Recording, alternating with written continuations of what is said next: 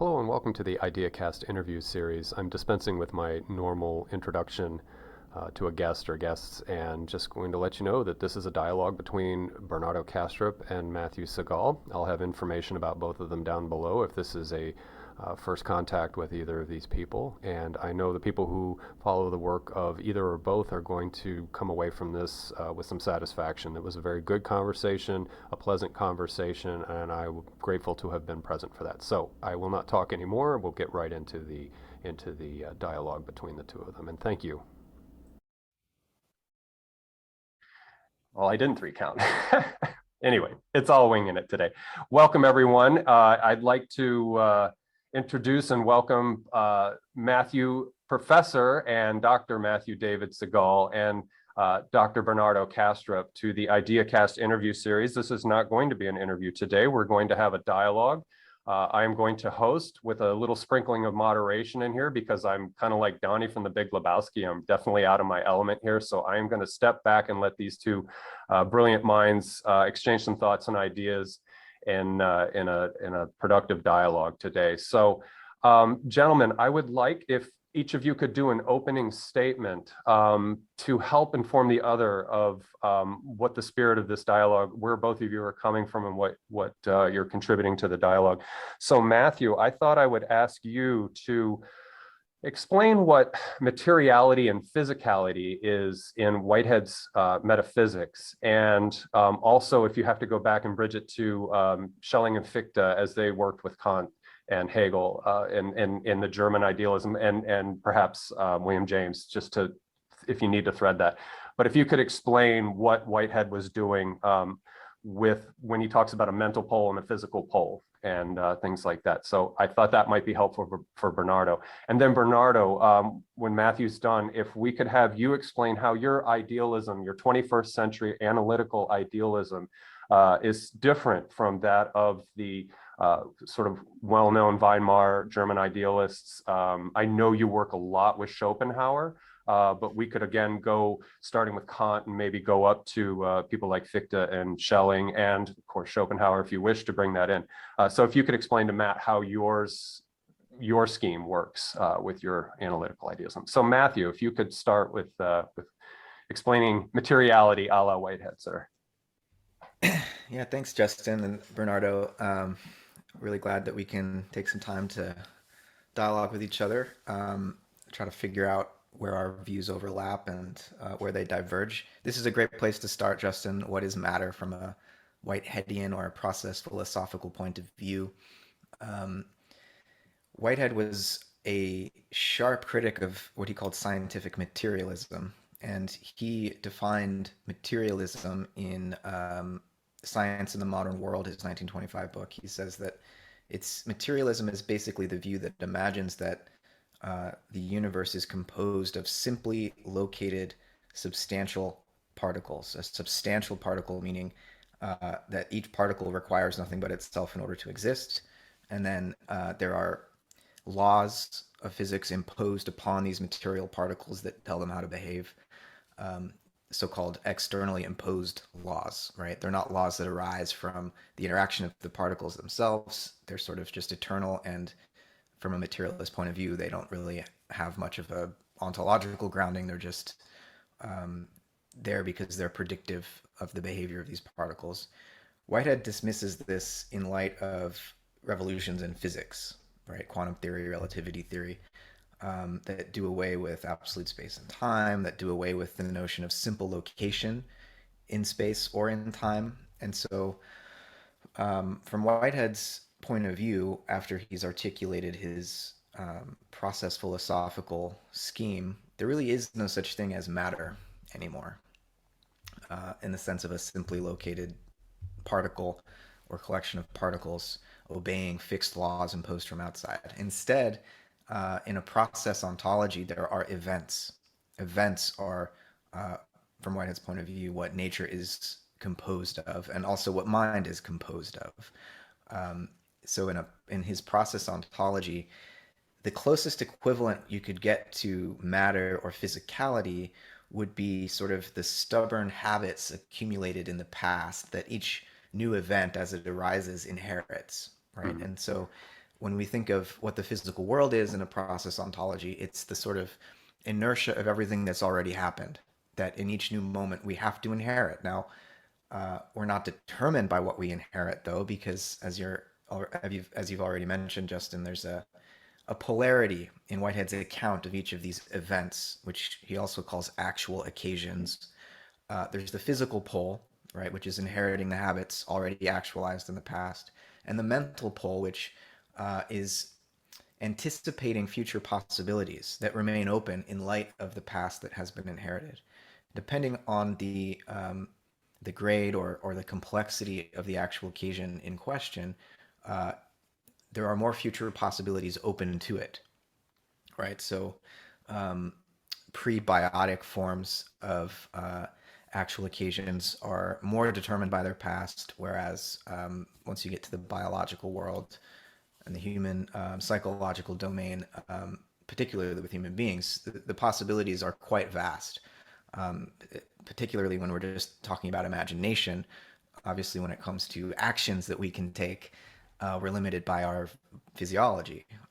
But that the physical pole provides the sort of support or the platform upon which we can realize novel possibilities. So Whitehead's replacing the idea of substantial matter with the idea of actual occasions, and this is where the panpsychism part comes in. That word is defined in different ways. I actually agree with you, Bernardo, in your critiques of panpsychisms that come out of the work of like Chalmers and Philip Goff. They're working within a substance ontology. Whitehead's process ontology construes the pervasiveness of experience in a different way.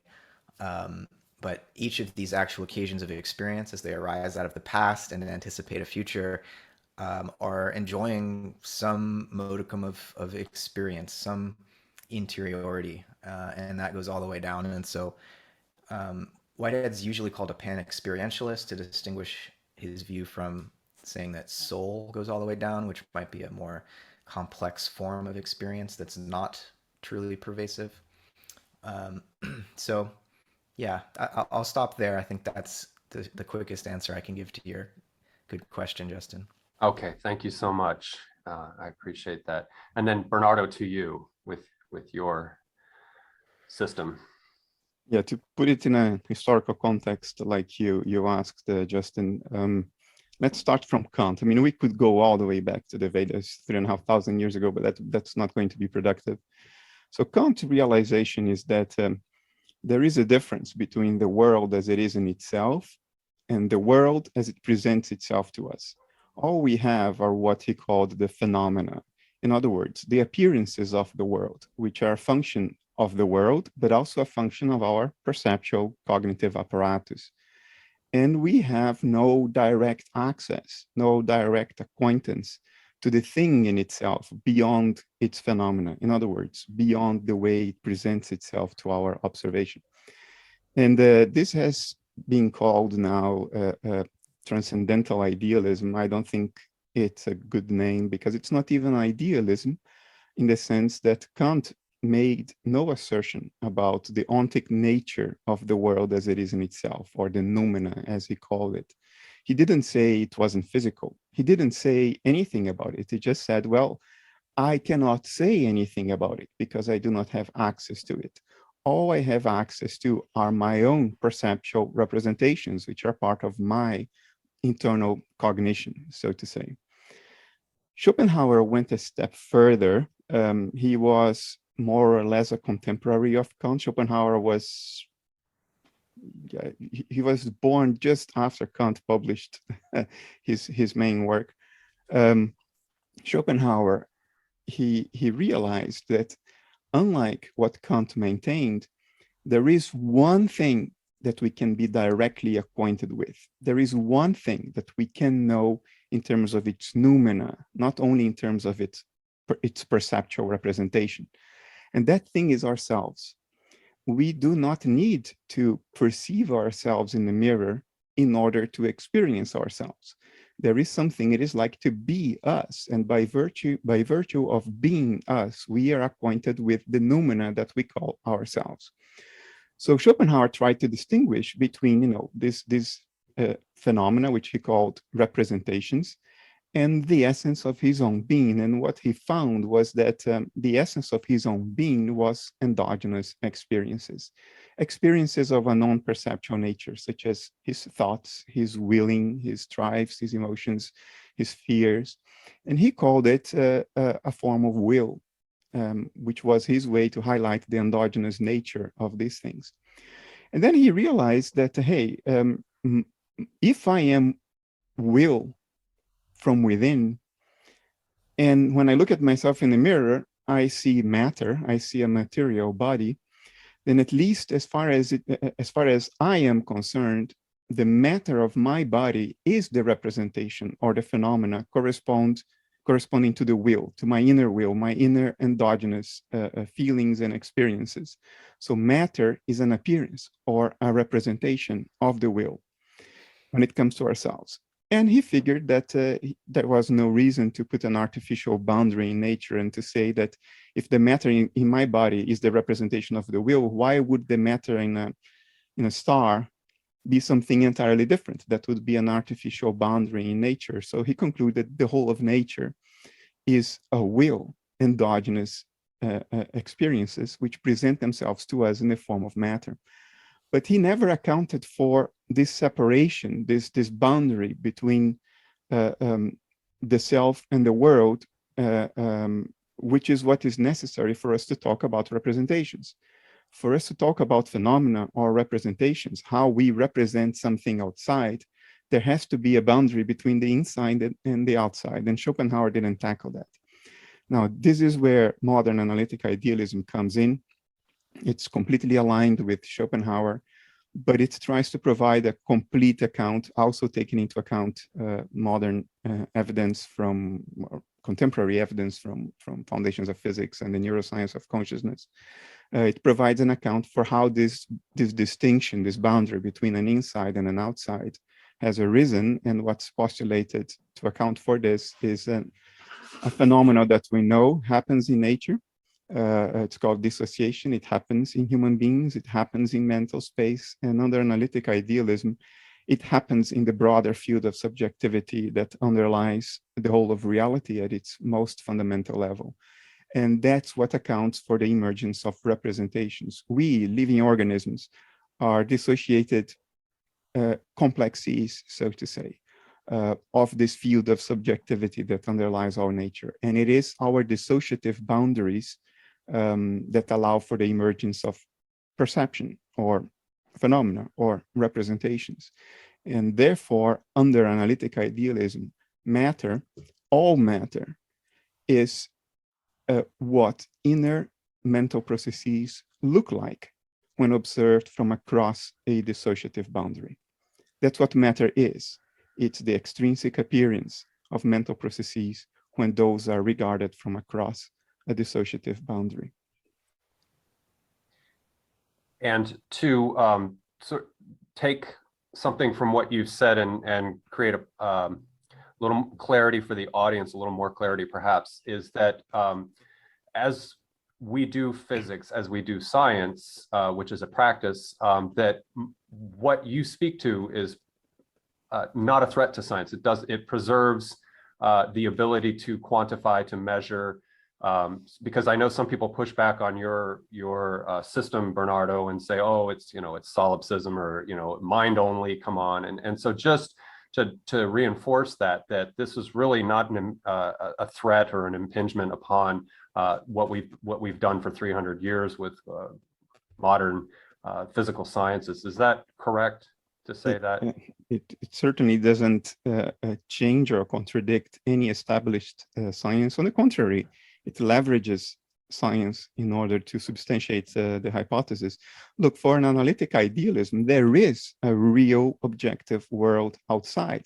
Outside meaning beyond our individual minds, across the dissociative boundary that characterizes our individual or personal being. So there is a real world out there. But that world is mental in essence, just like we are mental in essence. In other words, it's not made of my mental processes alone, but it is made of mental processes. And you can imagine it for the same reason that you can imagine another person having thoughts. You do not have access to the thoughts of another person, but you conceive very easily that there are these thoughts in the head of another person that are not your own thoughts, and thoughts that you do not have access to. You can think in exactly the same way about the mental activity that underlies nature. Those are mental processes essentially identical to yours, but not your mental processes. They are really out there from your point of view, and they don't care whether you believe them or not, whether you like them or not, whether you want to change them or not. They unfold according to nature's archetypes, which we call the laws of nature, the laws of physics, and they don't depend on your own personal volition. Okay. And then, so to Matthew, to you, and then I'll hush up and let you guys dialogue. Could you talk to how Whitehead's metaphysics, the process relational metaphysics, works with or intersects with the sciences? I know you've spoken a lot about biology lately. Can you just speak to that and how it relates to how science is done? And then you guys can start dialoguing, if you wish. Yeah, well, I think in a way very similar to analytic idealism, process philosophy is it's giving metaphysical interpretation to the findings of natural science. And I think Bernardo and I both agreed that nothing that we want to contribute philosophically is meant to contradict natural science. It often can be construed as if what we're saying is contradicting natural science, because many scientists are unaware of the difference between metaphysics and science. Mm-hmm. And I think from a process philosophical point of view, Whitehead was he started as a mathematician, worked with Bertrand Russell on the Principia Mathematica, which in some ways gave birth to analytic philosophy, and he was pulled out of philosophy and into metaphysics because of, as I mentioned, the revolutions in physics. And he had studied at Cambridge when he was a student with one of James Clerk Maxwell's students, and so he's sort of one generation removed from Maxwell, and the equations of electromagnetism were very important for Whitehead, and they feature in his metaphysical account later in his life in a more general way. But I would say Whitehead was one of the few mathematicians and mathematical physicists who could understand Einstein, his theories of relativity in the early part of the 20th century. He was present at the Royal Society in London when Eddington announced that the photographic plates of the eclipse that Einstein had made the prediction about, light bending around the sun, Whitehead was present for that, which catapulted Einstein into fame immediately. And so he was right at the middle of this, right at the center of this paradigm shift in the sciences, the relativistic paradigm shift in particular, though he was also well aware of the shift in quantum physics. And he took himself to be searching for the new metaphysical background which would allow us to interpret 20th century physics, because he realized that quantum and relativity theories totally demolished the old mechanistic, materialistic metaphysics which had been assumed since the beginning of the scientific revolution. So the goal from a Whiteheadian point of view is not to contradict science, but to provide the proper metaphysical interpretation of the findings of science. Okay. Okay. All right. So I guess to get the dialogue started, I will perhaps ask Bernardo if you have a question about process relational metaphysics, or if you have a question in general for Matt, and maybe you can start and then you guys can go back and forth, and I'll smile and listen and be impressed by both of you again. Sorry. Let me start with a confession. I've tried to understand Whitehead and I failed. And I don't want to get into the, does Matt understand Whitehead correctly? Is Matt's theory a good representation of Whitehead? I don't care. Matt has a view which is coherent for him, and So I'd rather focus on that and skip the question of whether that view is representative of Whitehead or not, because I can't judge that anyway. I don't understand Whitehead. Whitehead comes across to me as trying to eat the cake and have it too, or the other way around. I forgot what the order is in English. But I don't understand how you could have an ontology of events. Events are things that happen. They are actions, they are verbs. But for some action to be undertaken, there has to be something that undertakes that action. For us to talk about a dance, there has to be a dancer, there has to be something that dances. For us to talk about spin, there has to be a top that does the spinning. For us to talk about movement, there has to be at least two things that move in relation to one another. So maybe Matt can help me here. I don't understand how one can have an ontology of happenings and not an ontology of substance. Substance taken in the Greek sense of ousia.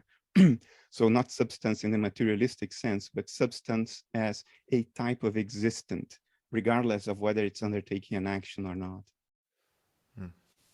Yeah, I was reading your critique of Carlo Rivelli's relational interpretation of quantum theory, and so I'm familiar with your concerns here. So I think Whitehead was very critical of the substance property ontology, which is very firmly embedded in the grammar of our languages. And so you're saying in order for there to be dancing, there has to be a dancer, right? The dancing is sort of a property of the substance. Similarly, in a representational account of what consciousness is doing, there's a substantial mind, and it has qualities or properties, which are the representations. Whitehead is trying to replace this substance property understanding with a process relational understanding of the nature of reality, again, because of his interpretation of physics. He thinks that in quantum theory, there's no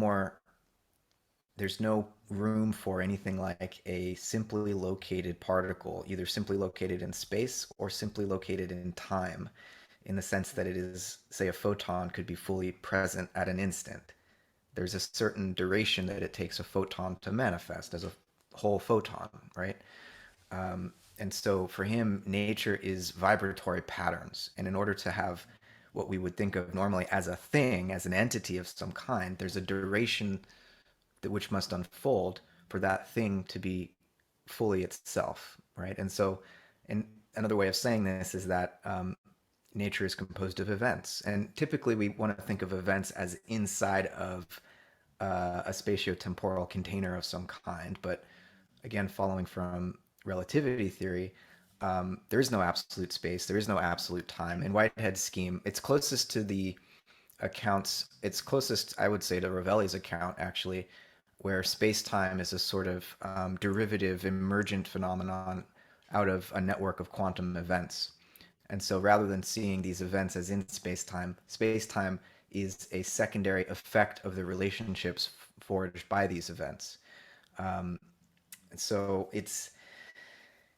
this is why Whitehead's so hard to understand, because our language is noun, verb based, subject property, substance property, or subject predicate based.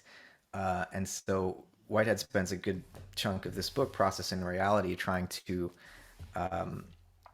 lay out the logic of a process relational ontology. And it's heavy lifting. You're not the only one who says that they can't understand Whitehead, so I don't in any way think that that's a disingenuous comment. I think it's a big ask, though, from Whitehead's point of view, if we want to understand how physics, the world described by physics, relates to the world of experience. This is the sort of translation we're going to need to make, because there is no more substance in physics. And I don't think that in the psychological domain, in terms of human experience and phenomenology, if Whitehead's inheriting the psychology of William James, and the radically empirical method of William James. And for James, I'm not sure if you're familiar with his essay, 1905, I believe, titled "Does Consciousness Exist?" And he says, no, not as an entity, not as the thing, not as a substance. He says it's a function, and goes on to describe the way in which consciousness is a particular form of experience, whereby one experience relates to a past experience, and realizes the function of knowledge, of knowing. So one experience can be conscious of another experience, but that's not to say that consciousness is a substantial entity. James described the universe in a way as ultimately composed of pure experience, which, depending on the modality of that experience, can appear in subjective or objective form. And so in Whitehead's scheme, when he basically cosmologizes James's psychology, and you end up with, rather than an abiding subject that's having representational experiences of an outside world, you have this account of experience that's construed as a polarity, right? And so every actual occasion of experience arises out of the past, which is objectified for it because it has already occurred. And so the objectified past, in Whitehead's terms, concresces or grows together into a novel subject which experiences in the present and has an aim. And that aim is to affect the future. But once that subject has coalesced or concressed in an attempt to realize that aim, it itself perishes. It ceases to experience as a subject and becomes what Whitehead calls a superject. And so the subject-object relationship for Whitehead is sort of temporally relativized. It's no longer that there are, persisting substantial subjects that have representational experience of objects outside of them. Now, this account of the movement from past objects to present subject to superject aiming to affect the future, I think is important because it's different from, say, Schopenhauer's account of will, because Whitehead's presupposing that in our experience of will, that we have this presupposition that we can affect others in the future. We can have an effect on something other than ourselves, right? And so I wonder, in Schopenhauer's account, is there any room for this common sense presupposition? I think that when we will something, we're trying to affect something which is beyond ourselves, right? It's not an enclosed, self-affect. We actually want to affect others, right? How does Schopenhauer construe that? And you can respond to anything else I've said, obviously. Yeah. I'll first answer your question, and then I'll go back to some commentary.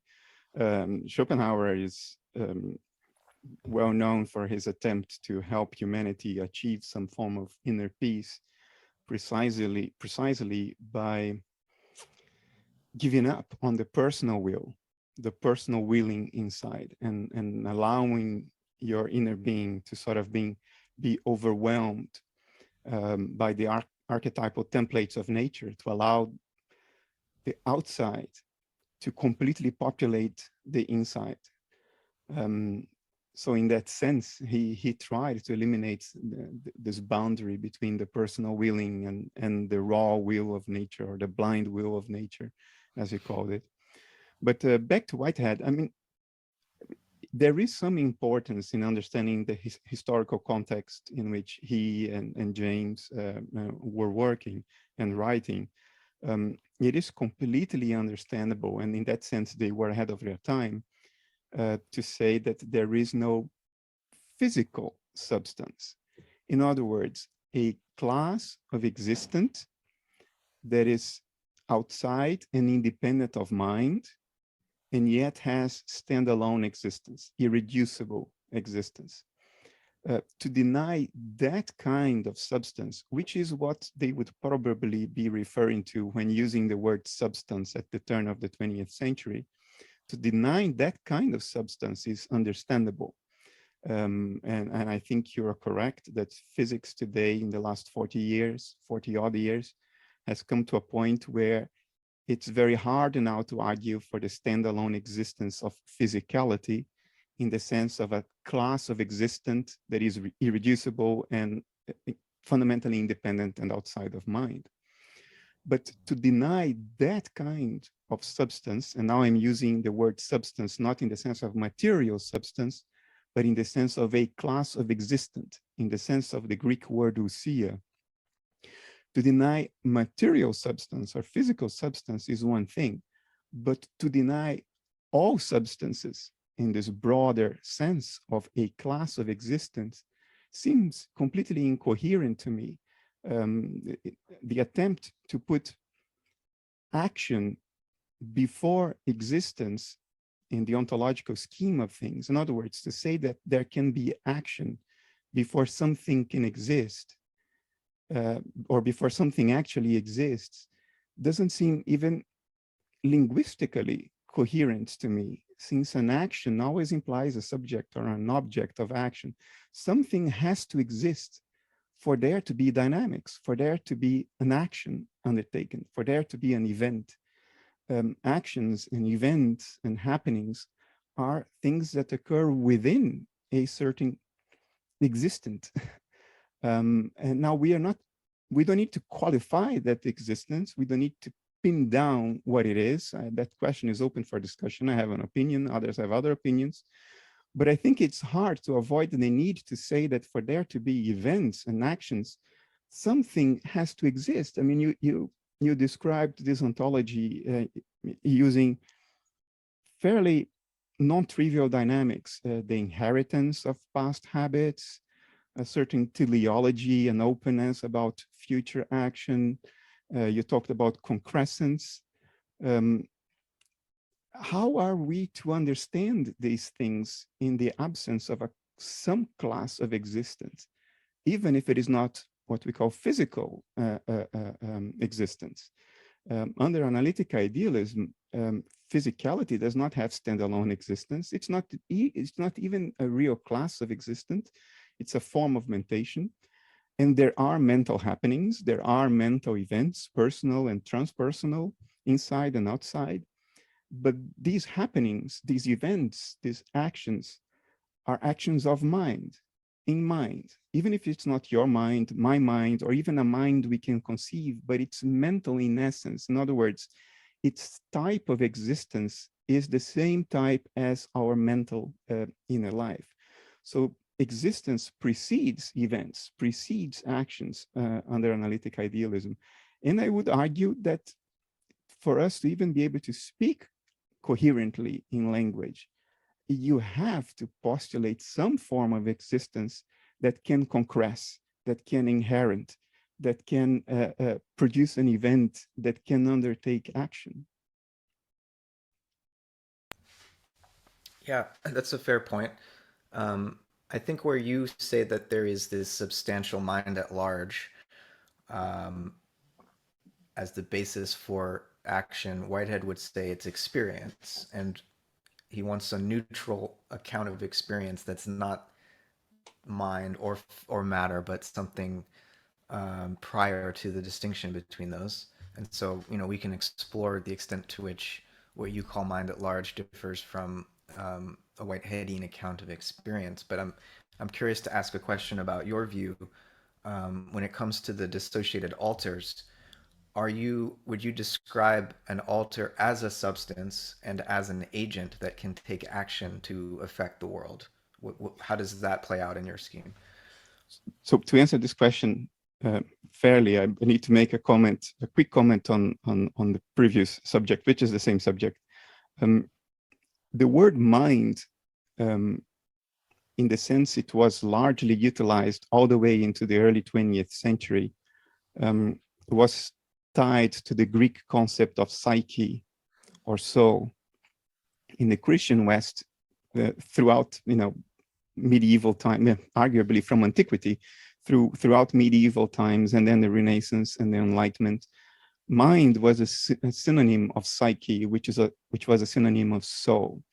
And by that, what was meant was not an ontological class, in other words, not a type of existence, not a substance in the sense of ousia, but a personal agent with boundaries. My soul, your soul. And to deny that the soul, an individual soul, is the foundation level of reality is entirely coherent and completely understandable. I would deny that too. But when I use the word mind, I don't think I use it in the sense that Whitehead and even James used the words, because they were creatures of their time. For me, when I say mind, what I mean is what modern philosophy refers to as phenomenal consciousness. It's not an agent bound in space-time. It's not a personal, individuated thing separate from whatever is outside of it. It's a type of existence. It's an ontological class. And when I use the word mind, I mean phenomenal consciousness as an ontological class.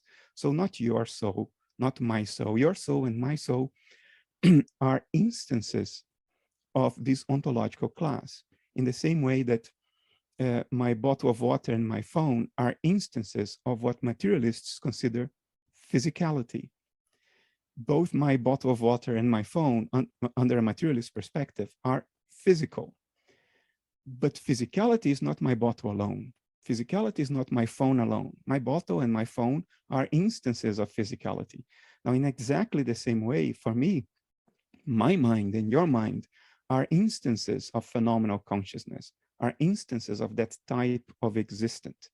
But that type of existence is an ontological class. It's not a thing bound in space and time. It's not an object. It's not something you can hold.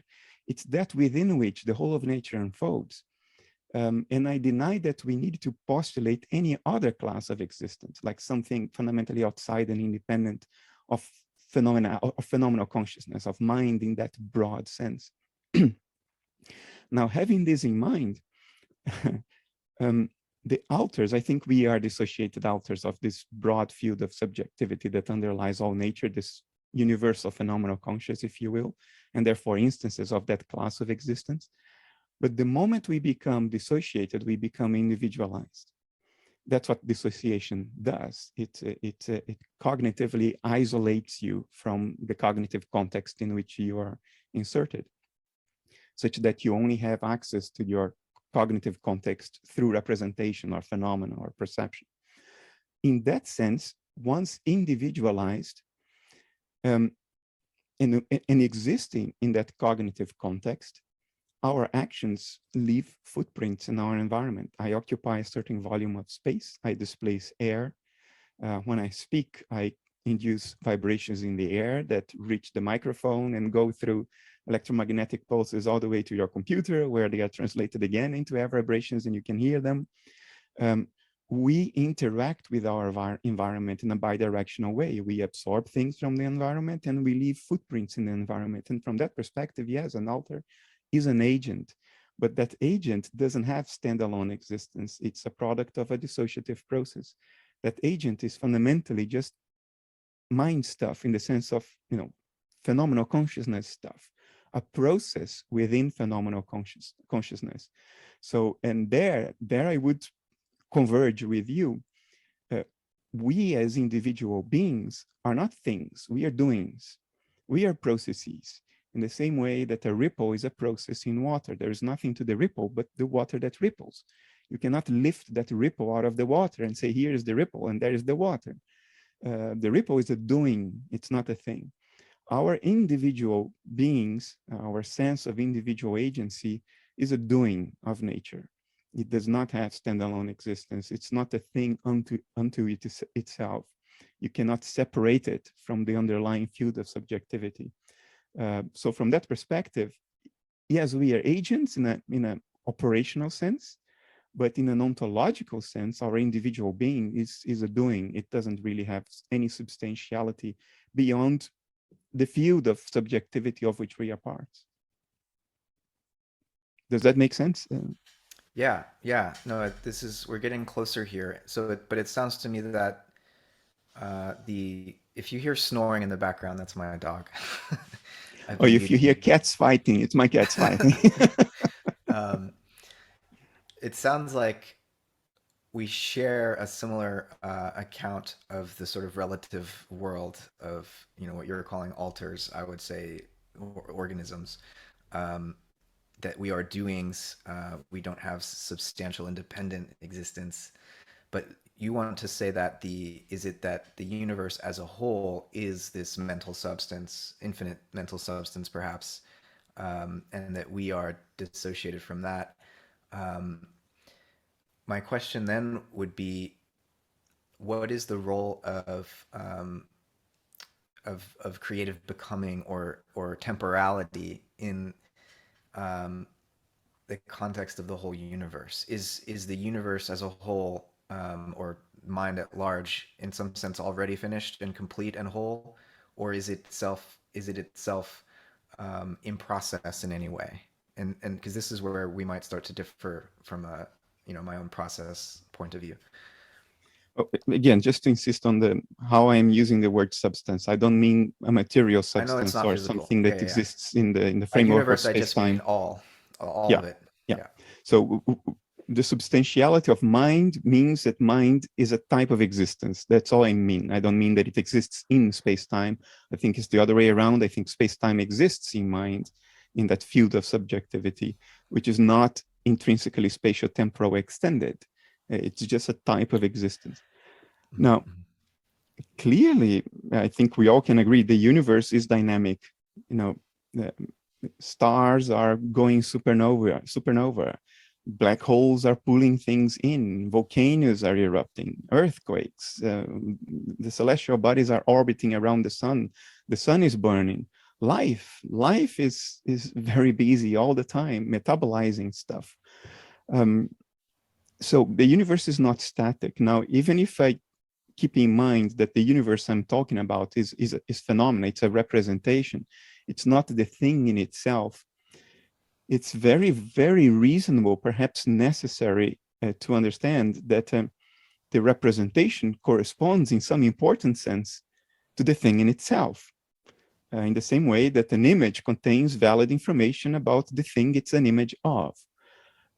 So if the representations, the physical world, which is a representation, if the physical world is dynamic, I think it's a necessary implication that the underlying mind, the underlying field of subjectivity is doing something.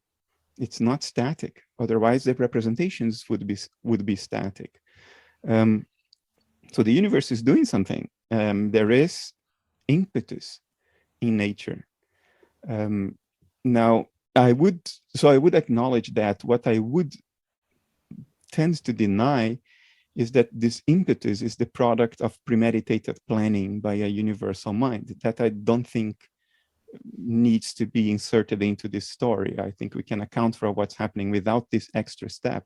I think the mind of nature beyond us, which has not had to undergo the pressures of having to survive in a planetary ecosystem, and therefore react to environmental challenges, as our alters have done, and therefore we've evolved these higher level mental functions. The mind of nature, the part of the mind of nature that didn't undergo those evolutionary pressures, I think is purely instinctive. It's spontaneous, so to say. It does not have the higher order mental functions required for planning and premeditation. Namely metacognition. I don't think it's capable of metacognition.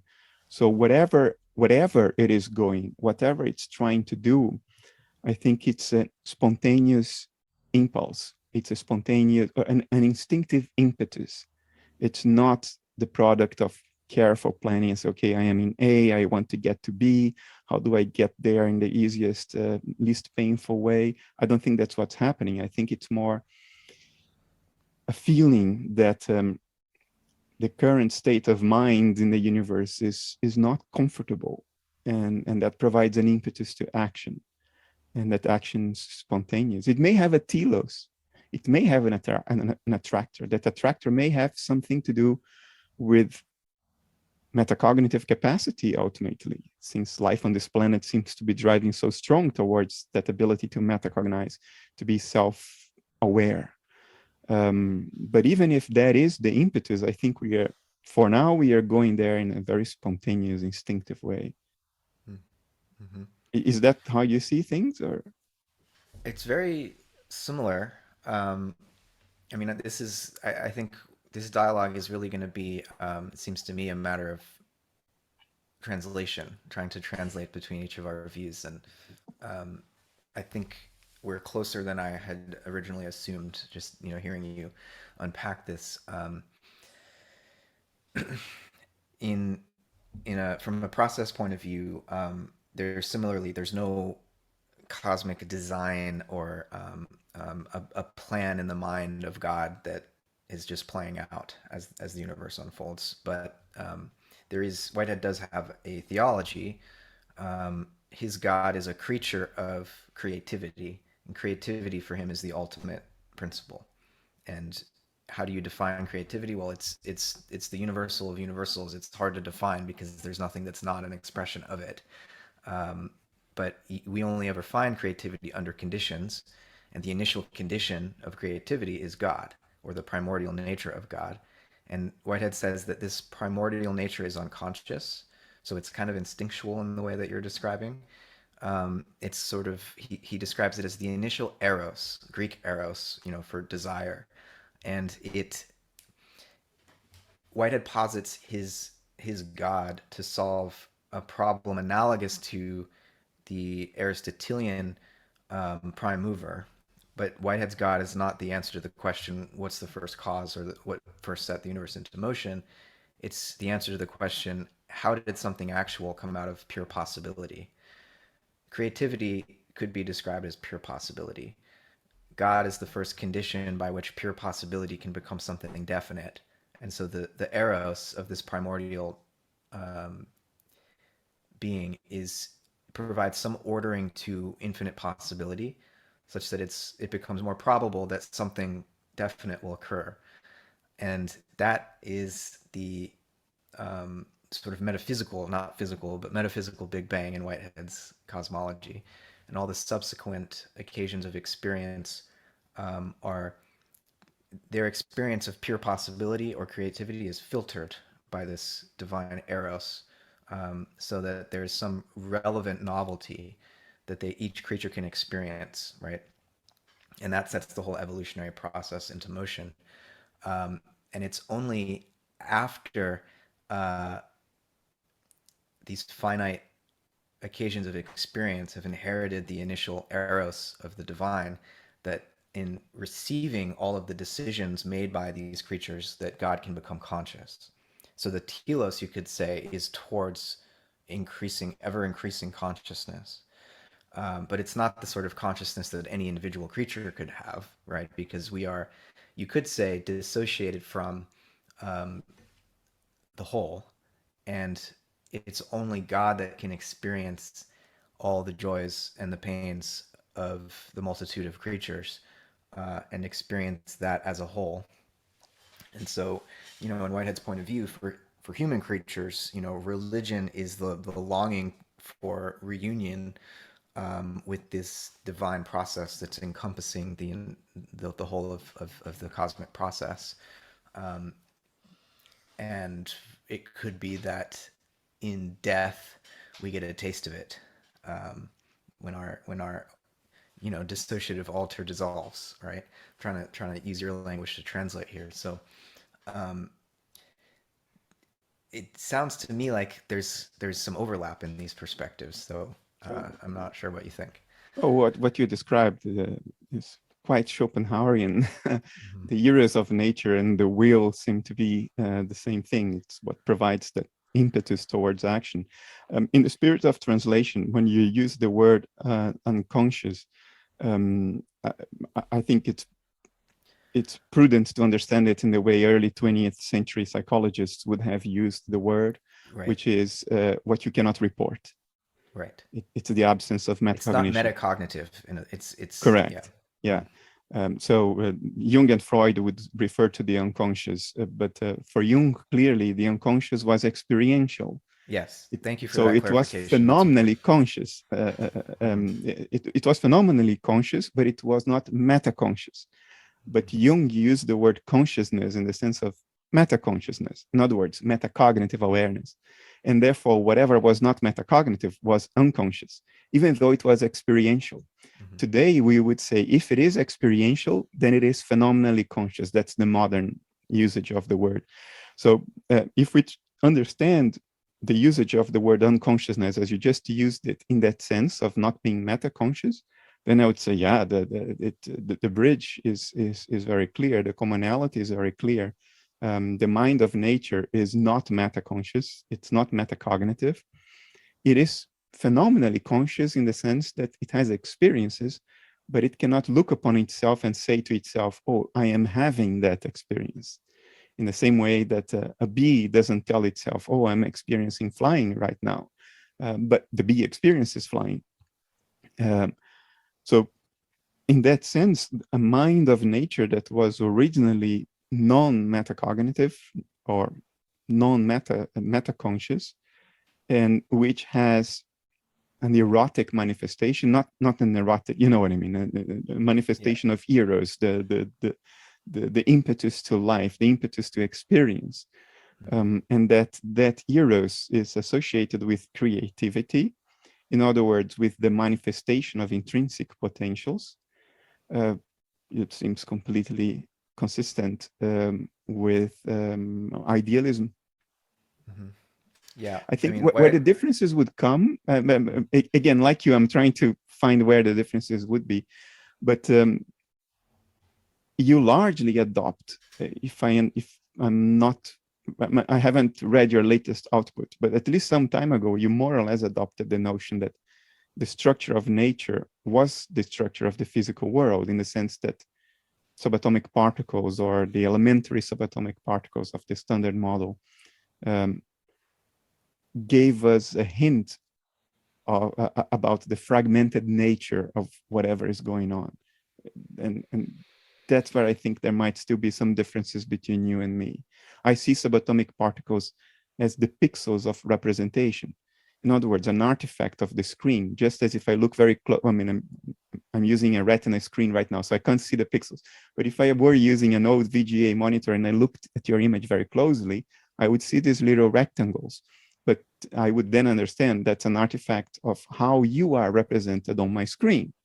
You are not made of rectangles. So in the same way, my view of subatomic particles is that they are the pixels of the screen of perception, an artifact of representation, not the structure of the subject. Yes, I think when it comes to the standard model of particle physics, we have to be careful not to commit what Whitehead calls the fallacy of misplaced concreteness. I would say that particle physics is, in a sense, describing what you call the dashboard with as much accuracy as we can muster, but that it has this model has just as much to do with the sorts of questions we're asking and the sorts of instruments we're engineering as it does with what nature might be in and of itself. We're sort of calling forth a certain face of creativity that, the act of measurement in some way produces. And so we can't take ourselves out of the equation and claim that we're just observing what's present, right?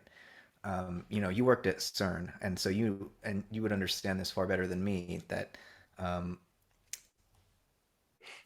we are creating these gigantic, super powerful instruments so as to contort nature to get it to behave in the way that the model leads us to expect it will behave, that it should behave this way. And my understanding of the standard model is that they needed to find the Higgs boson so that any of this stuff could have mass. And there's some controversy around the extent to which they did discover the Higgs fields or Higgs boson or not. I don't know if we want to get into that, but it's just an example of the way in which physics has. Carlo Rivelli has this great line. I think it was on The Theory of Everything, in a conversation with Kurt Jaimongol, about how physics has become a map without a territory, in the sense that everyone's just debating, the intricacies of the model, even though there are all these inconsistencies when they do actually go and try to measure it and tie it to something in the what do we call it? Not the physical world, but the world of actual happenings. Um, and so I wouldn't say that I am in any way wedded to a particular model of particle physics in the context of metaphysics. Um, you know, and so what I would say though, and this is where the differences between analytic idealism and process relational ontology may come out, is how we characterize individuality. And that could be individual human beings or individual organisms of any kind. In Whitehead's lingo, organism is generalized such that it refers to any self-organizing system in nature, a star, a galaxy, an atom, or a molecule, perhaps, as well as single cells on up, the scale of biological organisms. And so, in Whitehead's scheme, you could say that ecology, which would be the study of the evolving relationships among organisms, becomes the most general science, replacing physics, because for him, physics is just the study of, well, particle physics is the study of the smaller organisms, and astrophysics is the study of the larger organisms. Everything's organisms, right? And evolving organisms. And so the question of individuality is where maybe we want to zero in, because Whitehead, in inheriting the radical empirical method of James, says that he's really trying to defend our common sense outlook on life, including our sense of will, and our sense of being individuals in relationship to others. So he really wants to avoid any sort of philosophy which would dismiss part of our everyday common sense experience as mere illusion or mere appearance. He thinks that this is his criticism of idealism, various forms of idealism.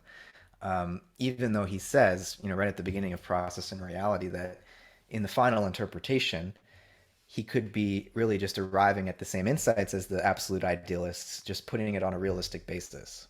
That's how he phrases it, right? And so at the end of the day, as we've already kind of discovered, the big picture is quite similar. But to what extent are individuals real or merely illusory, having a kind of illusory experience of being a dissociated alter in your terms? And I think that's where we may diverge, right? Whitehead wants to preserve a sense of individual agency that's not just an appearance, but that each individual is contributing something real to the ongoing creative advance of the universe. Oh, that's pretty real. Yeah, I think even if we are doings, in other words, even if we don't have standalone existence as individual conscious agents, which I think we don't have, but even in this sort of temporary configuration of mind, we produce real effects. So this process has real effects, and therefore something in nature has changed by virtue of this process have happened. So in that sense, it's real because it has real effects, but it's not real in the sense of not having standalone existence. Mm-hmm. That's what I mean. So look, even illusions can have real effects.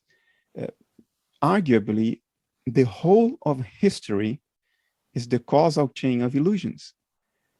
Illusions that different people have had at different points in time, which have led to conquest, to great development, to wars. History is the causal chain of misconception. So illusions exist as such, as illusions, and they have causative force as such. Do you see what I mean? Yeah, I think so. When I refer to the desire to avoid explaining away the efficacy of individuals as a mere illusion, I don't mean to say that there isn't a good deal of misperception or error or misunderstanding that individual human beings are subject to in the course of history. But I think to dismiss history as such as merely a illusion is where I might want to distinguish my own view, because I think that something let's say the divine is trying to accomplish something in the course of history, and that it's not all for naught. It's not just I a mere didn't say that, by appearance. the way. Go ahead. Okay, okay. I mean, in a way, this might be a sort of in terms of the big religious influences here, the Asian traditions Eastern traditions generally tend not to have, they don't put much emphasis on the historical process. It's more about the eternal, and that history is sort of cyclical. It's not really going anywhere, right? We always return to where we started again. Whereas in the West, in the biblical traditions, there's this real sense of a kind of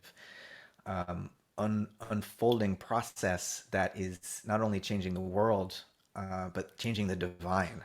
Like that God itself is undergoing a process of growth and development. And in some, Christian theological interpretations, God knows where it's going in advance. In Whitehead's view, God doesn't know where it's going, but God has certain desires.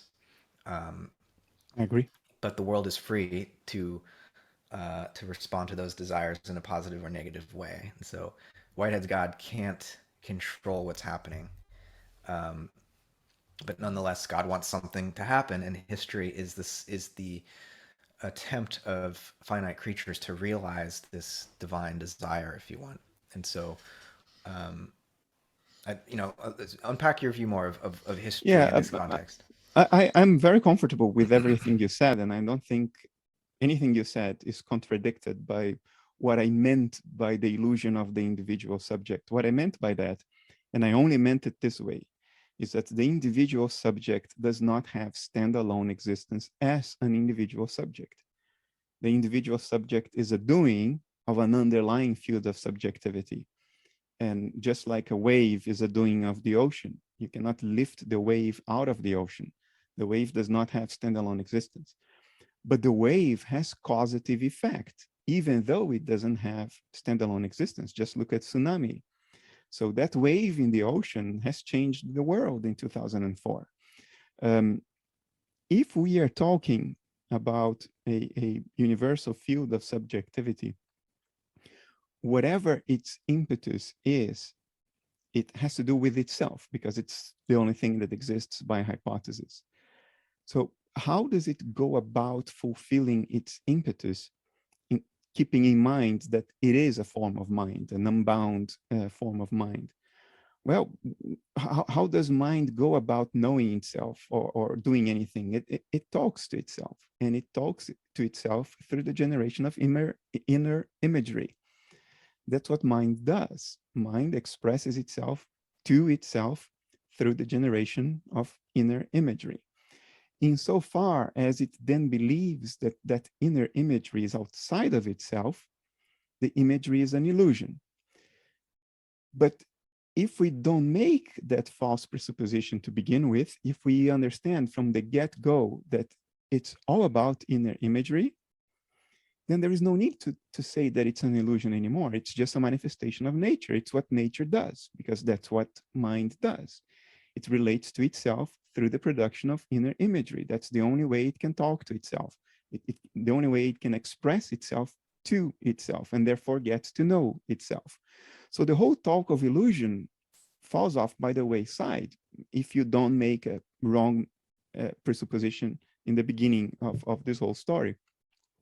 And then that play, which we would otherwise have referred to as the play of illusion, that play now is the dance of nature. It's the dance of what is. And it is fulfilling an impetus. There is something mind is trying to achieve instinctively, as the case may be, by expressing itself to itself.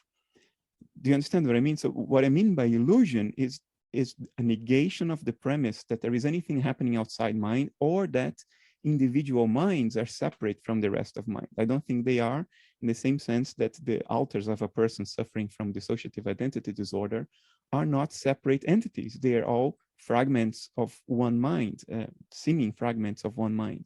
So this quote illusion, which, having made this disclaimer, I don't want to call it an illusion anymore. It's just the dance of nature. It has a causative effect. It's the dance of mind to itself. I appreciate that clarification. It seems to me that there's a lot of convergence here. I'm curious what Justin thinks, if he would want to steer us in any direction here. I'd like I to have a talk more question. about If perception. Okay. Yeah, go ahead. where do you think are the boundaries Mm. of individual consciousness? Do you think an electron is conscious? Do you think a molecule or a whole atom is conscious? Do you think a neuron in your head is conscious in the sense of having a private inner life of its own? Do you think an electron has a private inner life of its own, or a neuron has a private inner life of its own? Well, to some extent, when we're talking about the world of that can't be represented by our own sensory experience, it's conjecture. I mean, I'm not sure, but it seems that there are basically, I would say, any self-organizing system has an interior perspective. Of its own? Of its own, though, again, as I was describing earlier, this polarity between subject and object in a process ontology is such that while, say, an electron may have a private moment of self-enjoyment, to use Whitehead's phrase, or interior experience, as soon as it has achieved that perspective, that it perishes and becomes public, right? And so what's private in one moment is public in the next. This is the relational dynamic. And this is where I wanted to go in talking about perception. So, but you ask, where's the boundary? Well, all boundaries in the context of the universe are relative and temporary in Whitehead's view, right?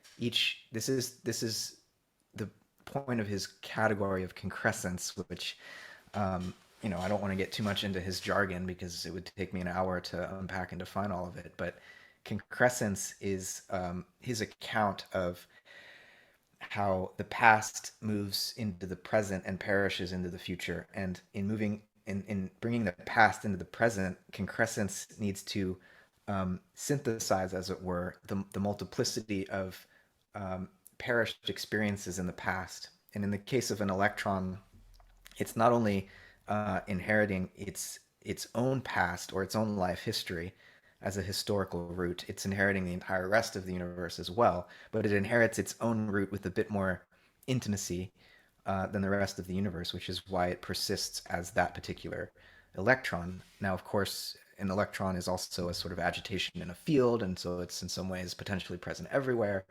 But nonetheless, it's a localized agitation in a field, let's say. And yes, it does have a private point of view, in my view. And when it achieves that point of view, it then perishes and is inherited in the next moment by a new point of view. So in this account, no subject experiences twice. The subject is new in each moment, though in the case of an individual electron, or it's easier to understand, an individual human being, you inherit your past memories with way more intimacy than I do, right? Which is why it seems as though you have a private point of view, though Whitehead's really trying to soften the sense in which we think of subjectivity as entirely private, right? As though we were each isolated behind a dashboard or a screen. Not that there isn't some degree to which that is true. There is some degree of privacy, but that in each moment of our experience, what was privately felt becomes publicly expressed, right? And so we're not as isolated as it may at first appear. But publicly expressed insofar as I can perceive you, or Yeah. publicly expressed insofar that there is some sense in which I can become directly acquainted with your thoughts? Directly, no, but indirectly, yes. Through perception. Through perception. I think can I unpack Whitehead's account of perception and see Sure. how it aligns with your view? I know you. Just for the Yeah, record, Justin. Matt, sorry to interrupt. I have your PowerPoint slide pulled up too, of the concrescence and actual occasions and perished objects and the forms and so forth. If that's helpful at any point, I can play that. But I just wanted to Okay. jump in just now and then. Sure. Okay. Good to know that's on hand. I don't want to confuse matters more. Okay, I might ask you to show that in a minute, but it helped me a lot. So if it helps, okay. Well, all right. maybe we can go to that in a minute. But Okay. let me try to unpack Whitehead's account of perception and show where I think it overlaps with your account, Bernardo, of this sort of screen of perception or this dashboard where we see dials that represent the outside world, but not the world itself, sort of this Kantian picture. For Whitehead, he goes back to David Hume's critique of the idea that we experience necessary connection, right? So David Hume says we don't have any empirical evidence for causation in the way that natural scientists need to presuppose it, at least Newtonian and Cartesian natural scientists. And when Kant realizes that Hume's empiricist critique of necessary connection is more or less valid, he says, I was awoken from my dogmatic slumber, right? Kant solves that problem by making space and time a manifold of appearance produced by our own forms of intuition, right? Our own cognitive apparatus, and causality itself becomes a category in terms of which we must interpret our experience of anything in space and time. So it's mind's way of connecting phenomena, in other words. And so this is the sort of transcendental idealist way of saving causality from the Humean critique. Now, Whitehead goes back to Hume and looks at Hume's analysis of experience and perception and says that actually David Hume is presupposing causal connection in his critique of the idea of causal connection, in that he says, Hume will say, look, we see with our eyes, we hear with our ears. And Whitehead says that witness, the fact that we see with our eyes, that's causal efficacy right there, right? There's a transmission through the body of bodily feeling that allows us to perceive. And so Whitehead's saying Hume's presupposing what he's claiming to critique as not present in our experience.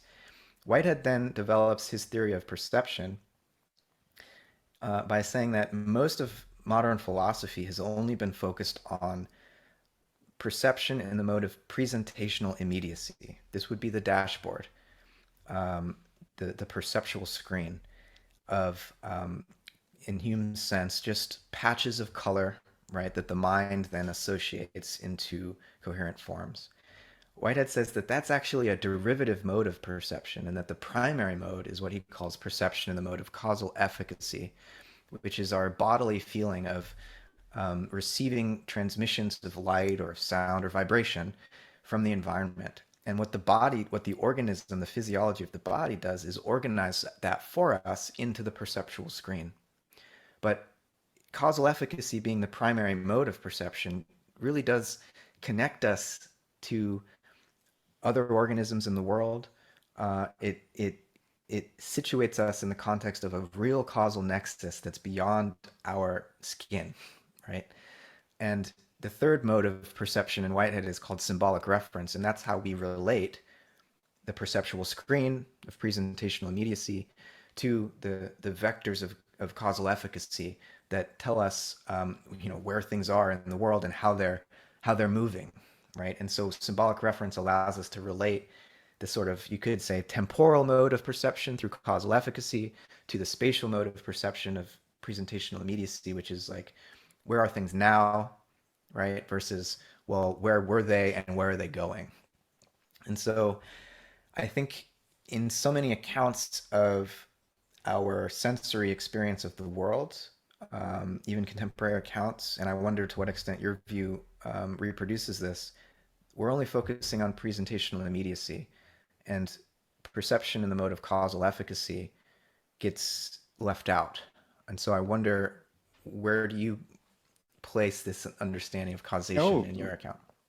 What you describe is modern cognitive psychology. It's I don't think it's even polemical today. It's the standard, I think, in cognitive psychology. We know that perception happens through many layers in which we add all kinds of categorizations.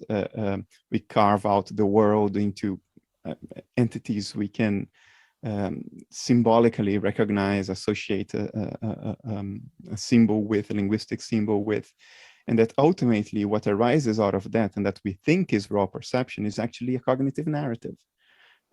Because in raw perception, there are no objects, there are only pixels. There are no events, there are only pixels changing colors, moving around. We build an entire set of objects and events and meanings from that. And sometimes people suffer accidents and have brain impairments of different natures. And some of these steps fail. And then you can see what people report. Some people after accidents, they cannot recognize faces anymore. They see all the pixels. The pixels are all still there, but they just cannot construct a higher level category out of those.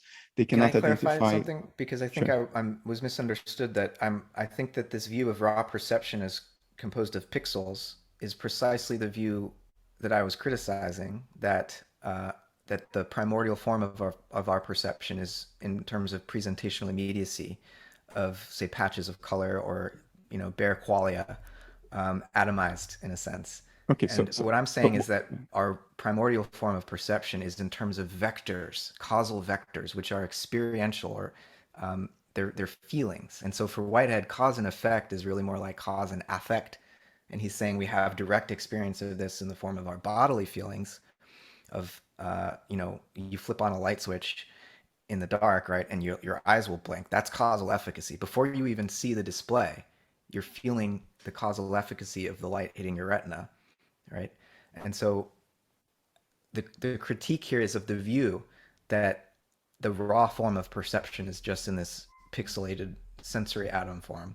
I'm saying no, the raw form of perception is vectors that we're inheriting from the environment. Does So that make what do sense? these vectors feel like? Well, they feel like a vague sense of the presence of something other than ourselves, of a If I physical purpose that we're inheriting.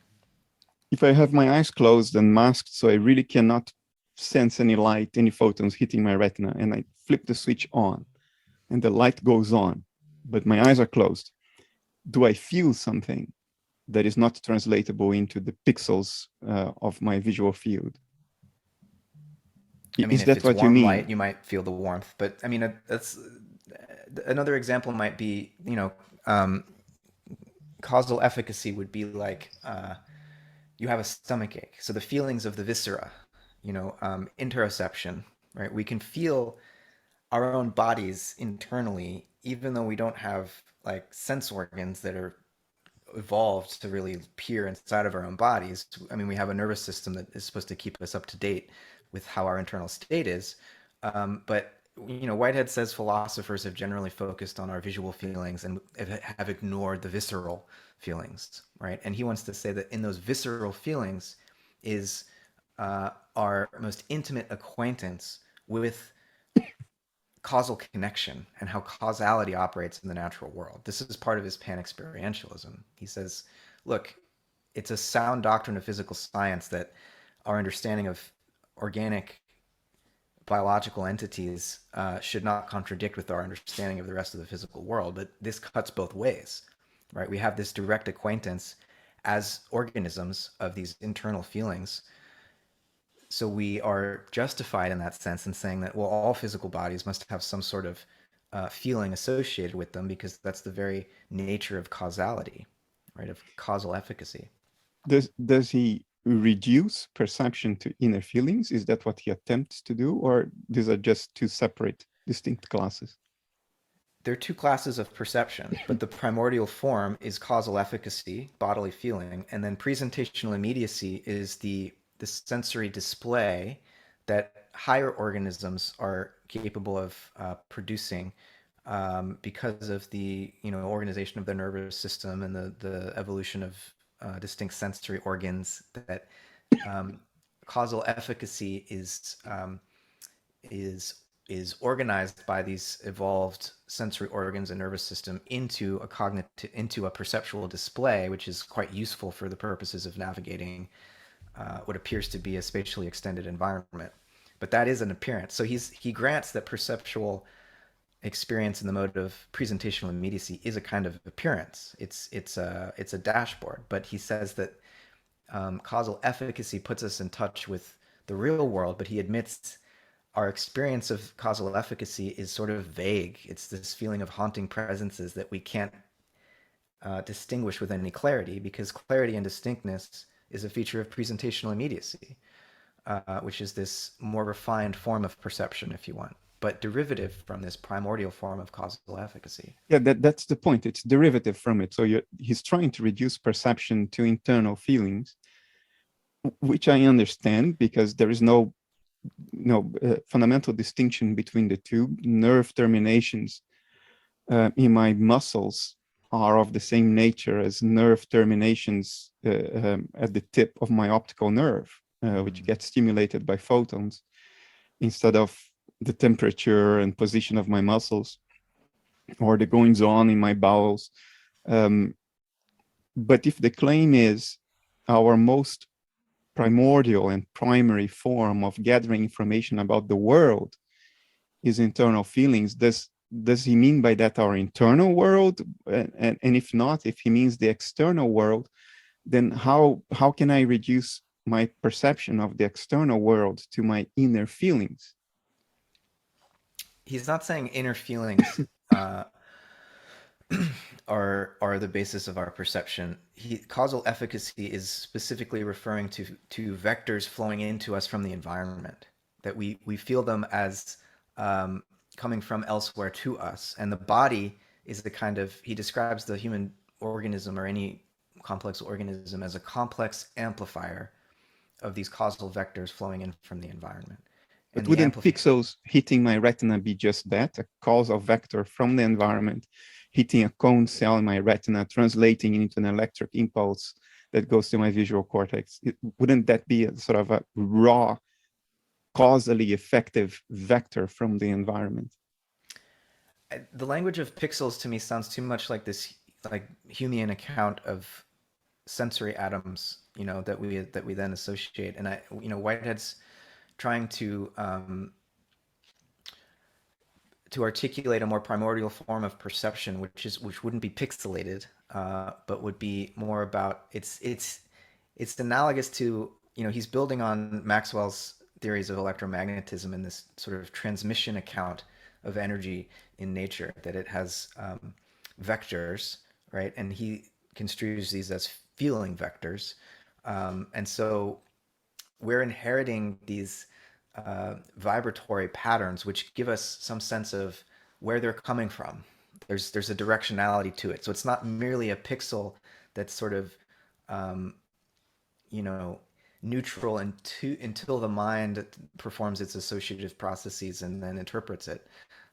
These aren't neutral feelings. They come with some sense of their origin and their purpose, and then our body amplifies that to produce a sensory display, yes, and that display is capable of error, right? In the sense that when we look into a mirror, we think we're seeing straight ahead, but really we're seeing a reflection of what's behind us. And presentational immediacy on its own can't really help us figure out what's really going on. We need this rootedness in causal efficacy to understand the world around us in a more pragmatic sense. I'll confess I don't quite understand that, but it's okay. Don't want to push this. Just to clarify why I was using the word pixel, it's just inspired by, well, the pixelated nature of vision, in the sense that photons are discrete. We know that light hits our eyes in discrete packages, and that even the sensory ends of the retina are discrete. Cone cells are discrete. They can translate the pulse of one photon hitting one cone cell into one electrical impulse. So that's why I talked about pixels, because we know that vision is pixelated in that sense. And then I admit I sort of extrapolate that to all sensory modalities, which may or may not be justifiable. Smell is pixelated in the sense that you need discrete molecules of what you're smelling to fit into specific receptions of the mucous lining of the nose. But it maybe that extrapolation is not entirely accurate across the modalities. Yeah, I mean, we don't have to continue on this point. I'll just say though that if you go say to Aristotle's Metaphysics, he starts book Alpha. I think he says that the eyes are the noblest sense, and like his whole metaphysics begins with the clarity and distinction provided through the organ of visual sense. And Whitehead is trying to critique that starting place. He says if we want to understand the nature of experience, we shouldn't start with the most refined form of it. And it's a sort of evolutionary logic here. We should start with the simplest form.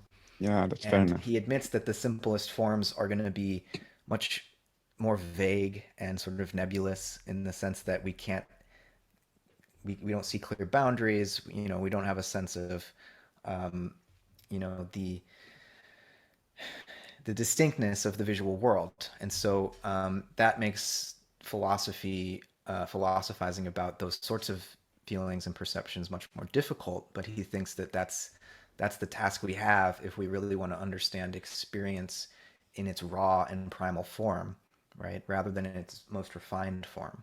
That's entirely reasonable in my view. Yeah. Yeah. So, it's I'm not sure I can do a better job trying to explain Whitehead in a few minutes. I mean, we could look at this diagram if you want, Justin. I have a question. I have a question. Okay. If you think we are running out of fuel, I still have a few more things that I wanted your help to understand. Sure.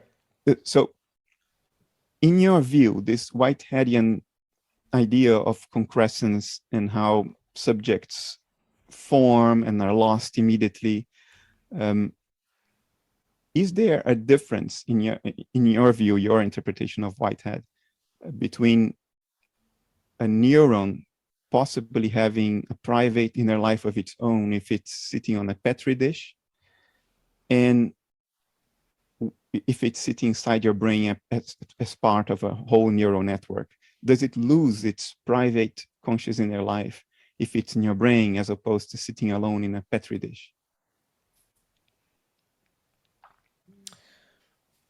I think neurons in my brain still have a moment of private experience, but there's a sort of process of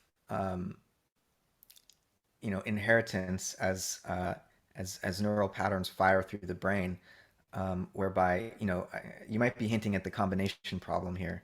I was not even thinking that far. Just want to understand the implications of your view. Yeah. No, I think would an individual neuron in a petri dish have an inner life? Yes, but I think it would be substantially degraded in the sense that it's not in a community context, which would enhance its capacity to feel and to develop a complex inner life, right? The more relational a cell is, the more it is involved in a network dynamic with other cells, the more intense its experiential capacity is going to be. That's how I would see it. So in your brain right now, do you think individual neurons have a private inner life of their own in your brain right now? In each moment of their life history, yes. How does your private inner life relate to that? I think that there is in each moment of my experience, a locus, a dominant locus within the nervous system that is, I could construe this in integrated information theory terms, right? That's integrating the most information so as to become the sort of dominant monad in my experiential field, but that the locus of that monad is constantly shifting from moment to moment depending on what I'm experiencing, how I'm experiencing. So it is at any one time that monad, the private inner life of one neuron, even if it changes to the private inner life of another neuron, or is it some compound result of the private inner lives of multiple neurons? it's more like a compound result. Whitehead says that this dominant monad is actually, it's not in one neuron or in another neuron. It's actually in the empty space within the brain, and that the physiological organization, he calls it the social ordering of the brain, provides a kind of sheltering for, again, the complex amplification of the organism as it concresces into each moment of my personal experience. It's sheltering a region in empty space whereby the novelty expressed by a moment of conscious human experience can occur. Um, Strictly speaking, in Whitehead's view, he uses this phrase empty space.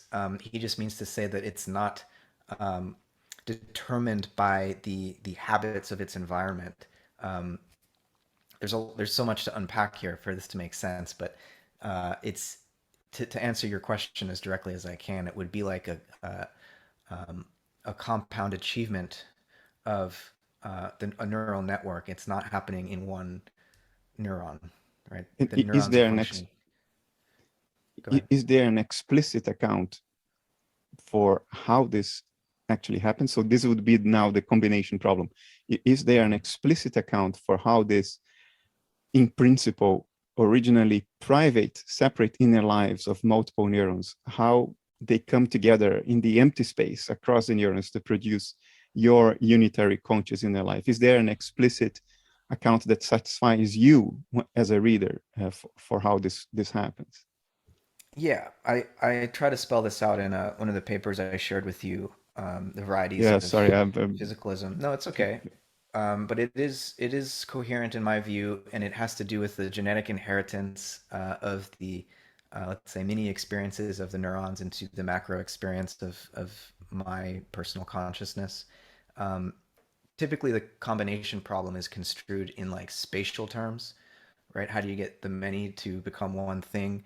Um, and in Whitehead's view, if we put this in a process context and understand experience as the inheritance of the past, um, there can be a sort of genetic account of how the many become one.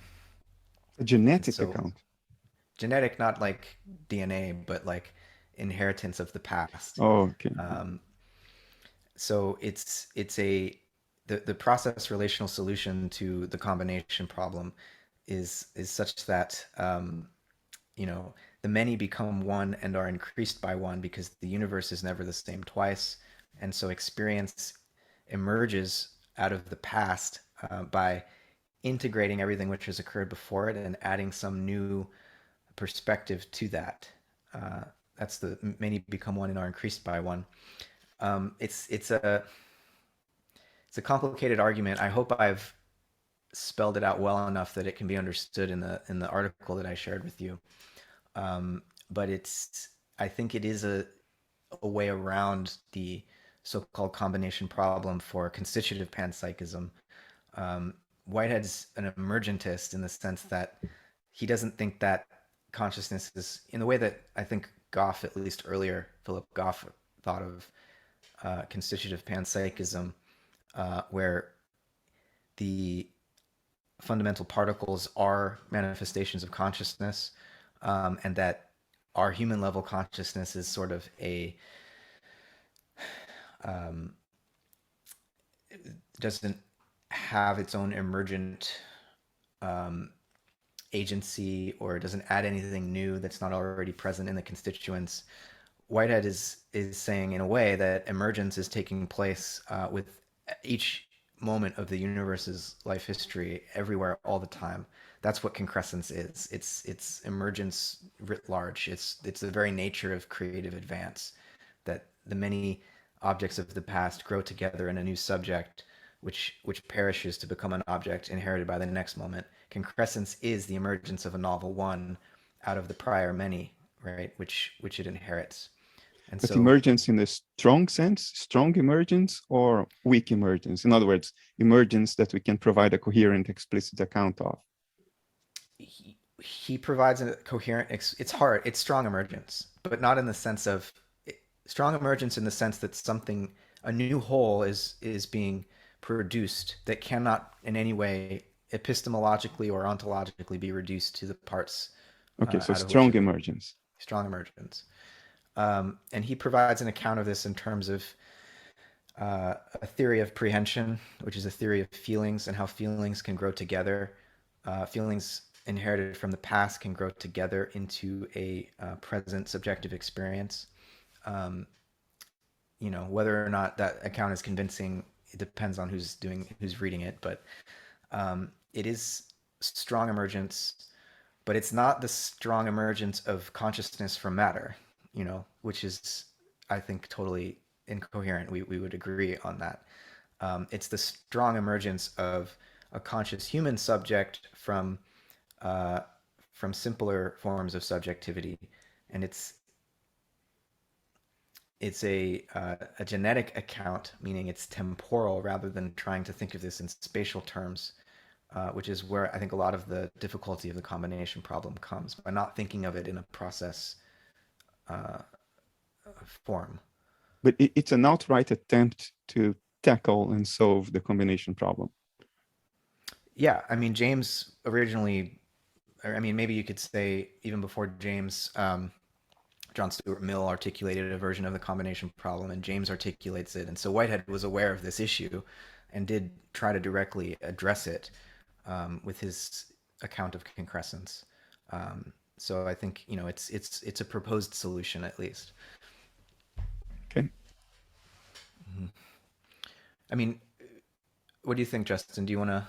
I can pull that PowerPoint up, and the graphic illustration might help to seal things up a little. And just to note, when Bernardo was asking you about the one becoming many in terms of a flow process upward with neurons, it reminded me of and I could be categorically confusing things here, but the 1,000 brain theory that AI people work with, where there's a consensus process built from lower, it's a bottom up kind of process of processing.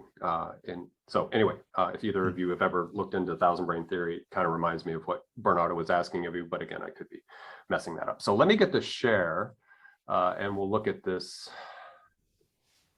PowerPoint here. You guys can see that okay? See the YouTube screen? Yeah.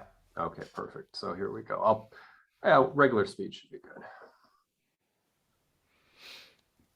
Let me know when you want to pause, Matt. Sure. Okay. So I'm using daffodils to try to illustrate this process of concrescence. And each occasion of experience arises out of the perished objects in its past environment, right? But an occasion of experience is also not just receiving the past, inheriting the past, but ingressing pure potentials or pure possibilities, which Whitehead calls eternal objects. So the physical pole is inheriting the past. Each occasion of experience is initiated by its inheritance of the past through feelings or prehensions.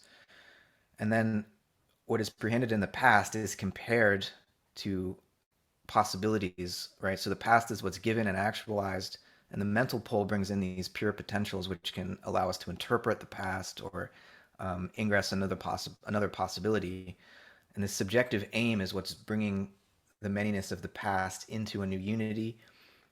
Is that unity is achieved, Whitehead calls it the satisfaction, which then perishes to become a superject, which has an objective immortality, right? It becomes one among the objects that could be inherited by the next moment of concrescence. And so, what to say about this? It's a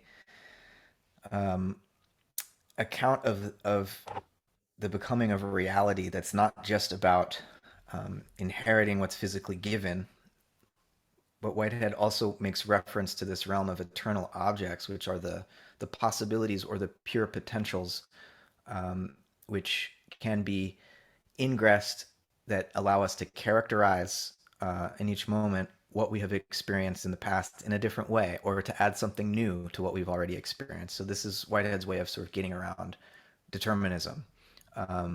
And most physicalists will be assuming what we could call actualism, which is to say that it's a form of nominalism, right? That all that really exists in the universe are particular things. And if we understood, say, the position and momentum of all the particular things in any given instant of the universe's history, then we know everything about the future already just by knowing the present in its totality. And Whitehead's saying that's never the case because there's always this ingression of possibility into each moment that disturbs any determinism that might otherwise exist. So that's just a little cartoon of what Whitehead means by concrescence, and it's a category that's meant to apply both to quantum phenomena, to the microcosm, as much as to each moment of human experience, right? And so for Whitehead, metaphysics is about coming up with the most general descriptions we can, which would apply across all of our experience, whether it's our scientific accounts of particle physics or our psychological accounts of human experience, right? So that's what concrescence is attempting to do. I don't know if that helps or confuses matters more, Bernardo. But... No, look, I know enough about Whitehead to know that it would be incredibly unfair to put you on the spot now and ask you to solve the combination problem in an hour discussion online. So I'm not going to do that, but I will share a thought, just a thought, and whether it's applicable or not, it's up to each listener and up to you to think whether it's applicable or not. The thought is the following. There is a difference between an explanation and a description on the basis of neologisms. A description with neologisms is just another description of what we know happens using new words that one has created or that are hardly used and one has imported from another domain. So you provide a description of the things that we know are happening using new words. And sometimes that can pass for an explanation. It can pass for an account of the phenomenon. But a true account is not just a new description. A true account is when you reduce the phenomenon to other things whose nature and behavior are already understood by consensus. And you have to do that explicitly. In other words, you have to, to account for the phenomenon in terms of things that are understood and consensual, and do that in an explicit way. This is different than a more precise, sophisticated description with more appropriate new words. And this difference sometimes in our culture gets lost. I do not know whether this is applicable to Whitehead's account of the what's modernly known as the combination problem. I do not know it because I don't feel I really understood Whitehead. I don't dismiss him because he was a logician. So I'm not going to dismiss him as somebody who, he just doesn't understand that this is the fallacy of infinite regrets or whatever, because I know that's not the case. But I do keep in mind that he was a man of his time, that his language was different, his intellectual landscape was different, the problems he faced, the meaning he lent to words were different. But he was not an idiot. So I do not know whether what he's offering is an actual explicit account or just a sophisticated description rich in neologisms. But I just wanted to put it out there that there is this difference. I personally don't feel satisfied with what you just showed. But again, you had a few minutes to talk about something that was initially written in a very, very thick and lengthy book. So I'm not going to extract rushed conclusions from the fact that I'm not satisfied with what you just showed. I'll leave it at this. I'll leave it at that. Yeah, well, I think a lot about this difference between explanation and description. And there are so many different ways to construe that difference. Typically, as you defined it, explanation is presupposing a kind of reduction, right? You explain one higher level phenomenon in terms of something supposedly better understood at a lower level. And to me, that kind of explanation is worrisome because it basically amounts to explaining away the higher level phenomenon. And I think Whitehead's metaphysics is probably best described as a descriptive or interpretive, maybe hermeneutic form of metaphysics. He's trying to interpret experience. And for Whitehead, you can never explain concrete experience in terms of something abstract. You can only ever explain the abstract in terms of the concrete. And so, in that sense, an explanation is only ever going to be satisfying for a Whiteheadian metaphysician if it is doing justice to our concrete experience. Because ultimately, Whitehead says his adventure in metaphysics is an attempt, he says, to justify the civilized phases of human existence. In other words, all the things we presuppose as civilized beings that allow us to function as moral agents in the context of a legal system with rights and our aesthetic values, all these things. How he wants to understand what sort of universe could have produced a human being who wants to live in an ordered society, right? And so that's the motivation, right? And so for him, an explanation could never just be what a materialist scientist would want. Like, okay, how do we reduce all of this to some simple set of particles that obey some simplest set of laws that we can come up with that could then produce all of this other stuff as a kind of epiphenomenon? If that's an explanation, that's Whitehead refers to that as a heroic feat of explaining away, right? Do you dismiss that reductive explanation? Do you think it's not a valid thing to attempt? You, not Whitehead. Yeah, in certain contexts, I think it can be really helpful to say understand that, water is composed of molecules that are polarized in such a way and vibrate so as to produce liquidity at a higher scale. I think that's a valuable insight. It's more explanation of human experience in terms of something more fundamental, which would be non-experiential or non-purposeful, or that eliminates all the things that we think are essential to human life. I think that's greedy reductionism. No, And that's not really I agree. I agree, but I mean, reductionism has acquired this bad press today. That reductionism is sort of the twin brother of nihilism. But reductionism just means explaining one thing in terms of other simpler things. And of course, you can't play this game forever. At some point, you just have to say, okay, at this level, nature just is. Otherwise, you go back to the beginning and you have a circular reasoning pattern, which is fallacious, of course. But, 400 years of science have shown us that we can successfully reduce complex things to simpler ones in such a way that we can predict the behavior of these more complex things, or in the sense that even if you're not predicting behavior, that we can offer an account for what the complex thing is. If we disregard that kind of broad reductionism, then what is there to an explanation? If we don't explain one thing in terms of simpler, better understood things, what is an explanation? And is it mere description? Because if it's mere description, then there are a million, gazillions of equally valid descriptions.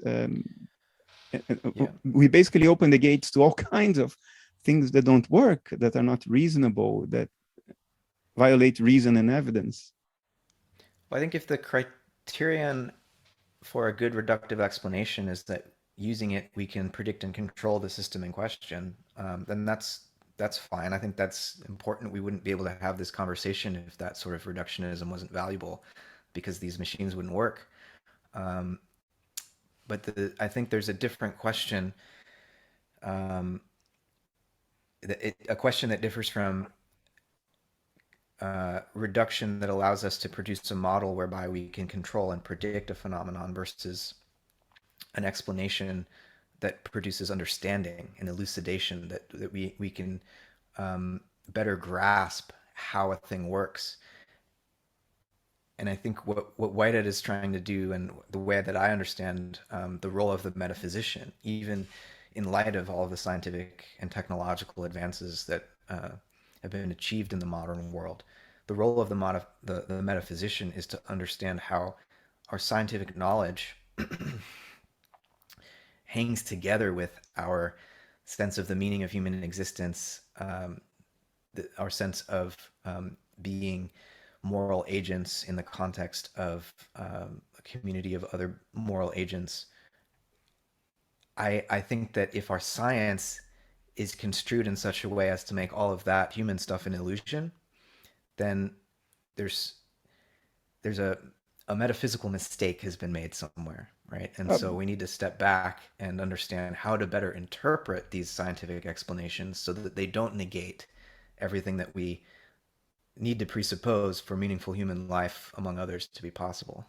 I am completely comfortable with this. And more than that, I agree and am even prepared to co-champion this idea. But my worry is it may be more subtle. Descriptions, if they're not explanations, in other words, if they don't involve some kind of explicit and coherent reductive step, you cannot differentiate between widely varying descriptions. In the specific case we are talking about, how does the private inner life of elementary subatomic particles in some sense combine or concrete to form what seems to be my unitary private inner life? And even if the unity of my private inner life is an illusion, I still have to provide an account for that illusion, because the illusion is a thing. It's not nothing. It happened. It could have not happened, but it did. So how and why did the illusion appear? So to provide an account for that, I think entails more than to just describe a process, than to just say, well, they compress the private inner lives of those elementary particles because of some inheritance from the past and an impetus towards a certain future come together in an event and an actuality, and they compress together. That's not an explanation. This is a description of what one envisions the process to have been. But it could have been a wrong description. Maybe nothing compressed. Maybe there was nothing to compress. Maybe what happened was something completely else. But we cannot judge it insofar as one just stops with the description, because then you're not providing a target that can be potentially falsified. You're not providing means for testing or means for arguing for or against it. You're just saying, this is what happens. And in that sense, it's relatively arbitrary. They concress, but what is concrescence? How does it happen? How can I explain it in terms of things that I know happen? Because we have experimentally tried them, or we know from experience that they happen. Then if we don't take this extra step of breaking down the sophisticated description into causal links that reduce it to known ground, or at least give us a footing on known ground, then anything goes, and that's the risk. What I'm going to say now is not to disparage anything, it's just to provide an extreme example so people understand the direction, but again, it's not meant to disparage. But another description is the flying spaghetti monster with his noodly appendages brings the inner lives of these things together. And you see, it's a description. It's not an explanation in the sense that it doesn't bring what's happening down to components that are known and understood. So we can evaluate whether it's a reasonable explanation or not, or even try to compare it to some empirical grounding to give us at least a sense for whether this is a promising avenue or not. Mm-hmm. It becomes, and I don't use this word in a pejorative sense at all, my writings now will come to my rescue, but it becomes a mythology. And mythologies are extremely important. But they become dangerous if we try to make of a mythology something they aren't. So they have value, but they shouldn't be distorted into something they're not meant to be. Mythologies are important. Religious mythologies are incredibly important. They do exactly what you described earlier, Matt. You were saying, a narrative in terms of which we can place what we really are and make sense of what we really are and place ourselves in a bigger context. And what are we? We are conscious beings with emotions, with desires, with needs about meaning and so forth. Mythology is great for that, but mythologies are symbolic. And my sense of Whitehead is that he wants to be taken literally. He doesn't want his idea to be taken as a metaphor, as something to give a hint. He puts it forward in fairly analytic, even scientific language. And he was a reductionist. He tried to reduce mathematics to logic. He famously failed, together with Russell. But that was probably the greatest attempt at reduction in the history of human thought. It took them 200 odd pages to prove logically that 1 + 1 is 2. Literally, it's by the page 230 something. To try to prove it, they probably yeah. But it says therefore 1 + 1 is 2 after 200 odd pages. So he was not a mythologist. He was a reductionist. So I tend to think that he tried to reduce this stuff to understandable stuff. But then I'm not sure he succeeded, other than to provide a neologistic description based on certain assumptions about what should be happening. So don't take this as an issue, as an issued opinion, because again, I don't think I understand him enough.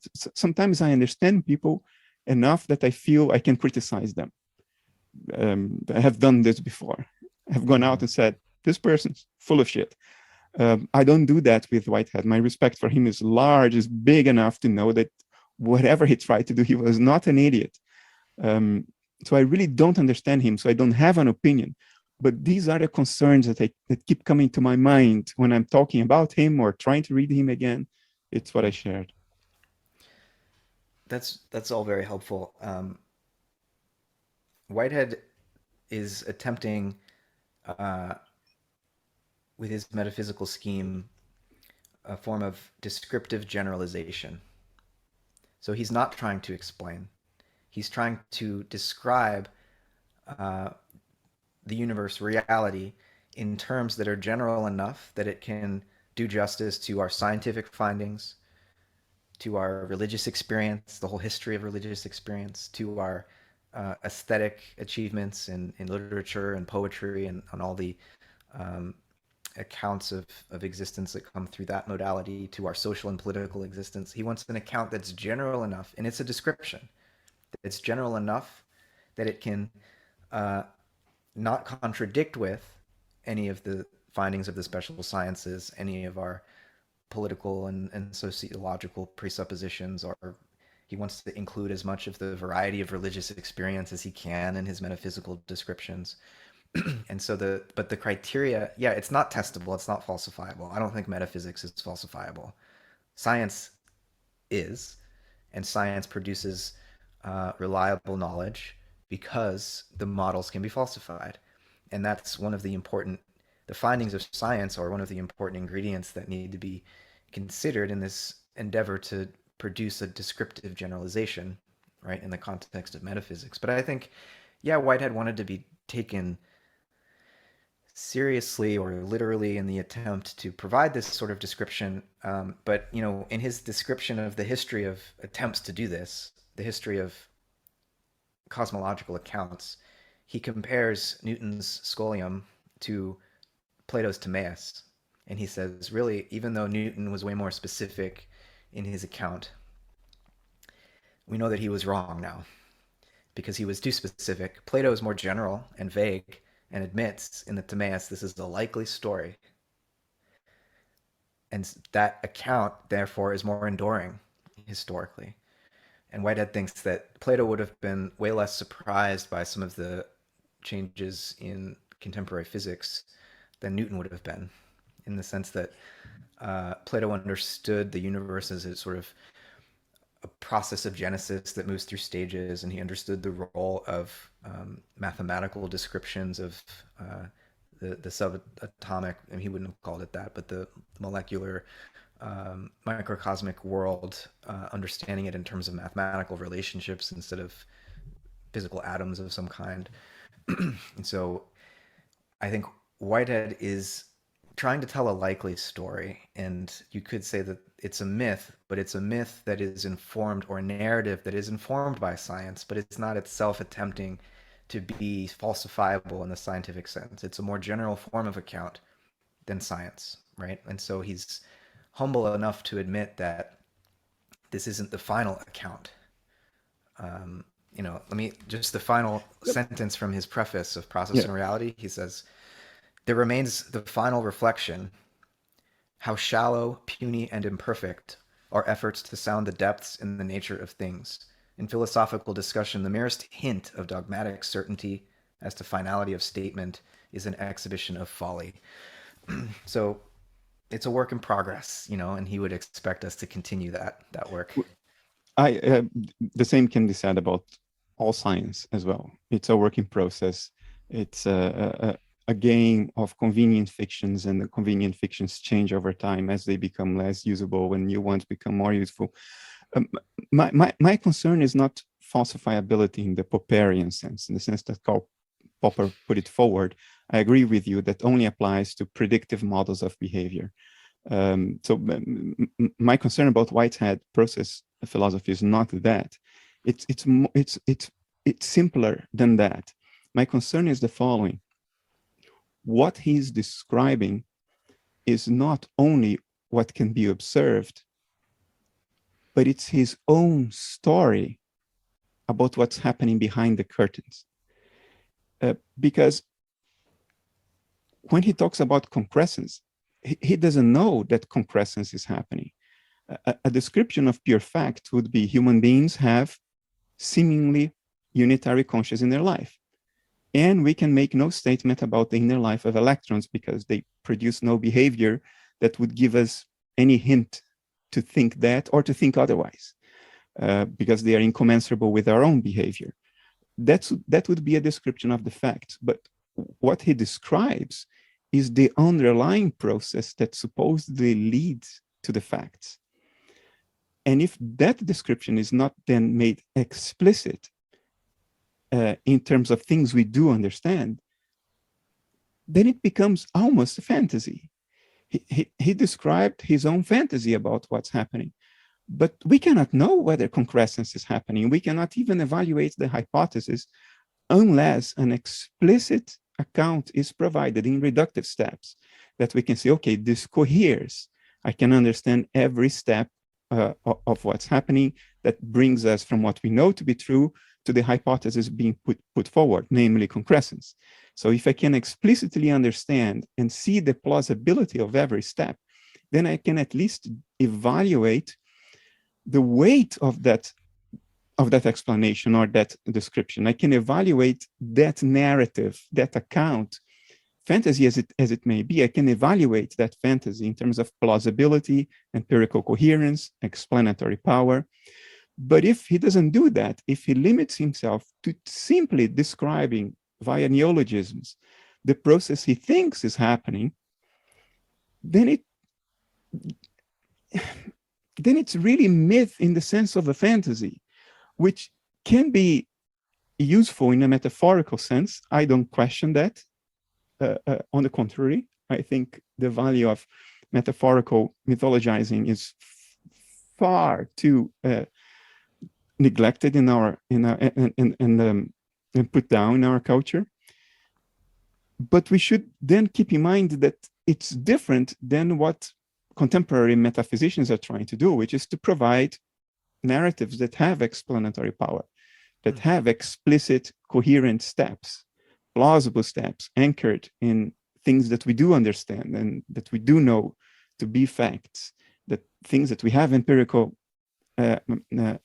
instances of, that we can appeal to, that we have a conceptual scheme translating the thing that we want to explain into things that we already understood. You see, I think that's what metaphysics is trying to do, to provide an explicit account that is explanatorily powerful. In the case of analytic idealism, an interpretation of the nature of things that does not require more than nature is given. In other words, mind as an ontological category.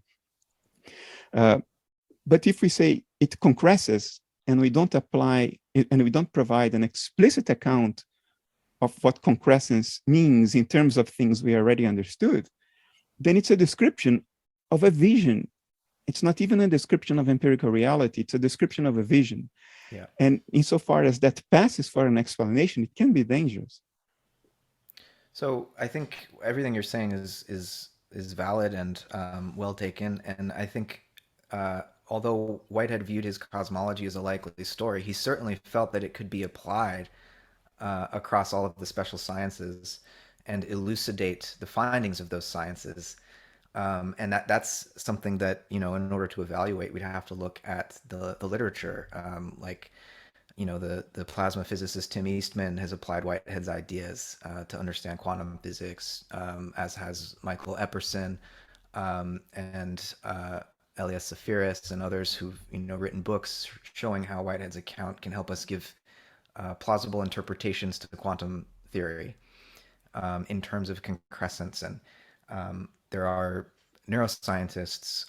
Michael Brown might be among the most prominent in terms of incorporating Whitehead's view of concrescence into an understanding of how consciousness is produced by means of these recurrent processes utilizing the triune brain. So I don't want to get into the details, but we do want to be able to test Whitehead's account by seeing if it is empirically adequate and applicable to all of these special sciences. And there's ongoing work, tons of secondary literature attempting to do this.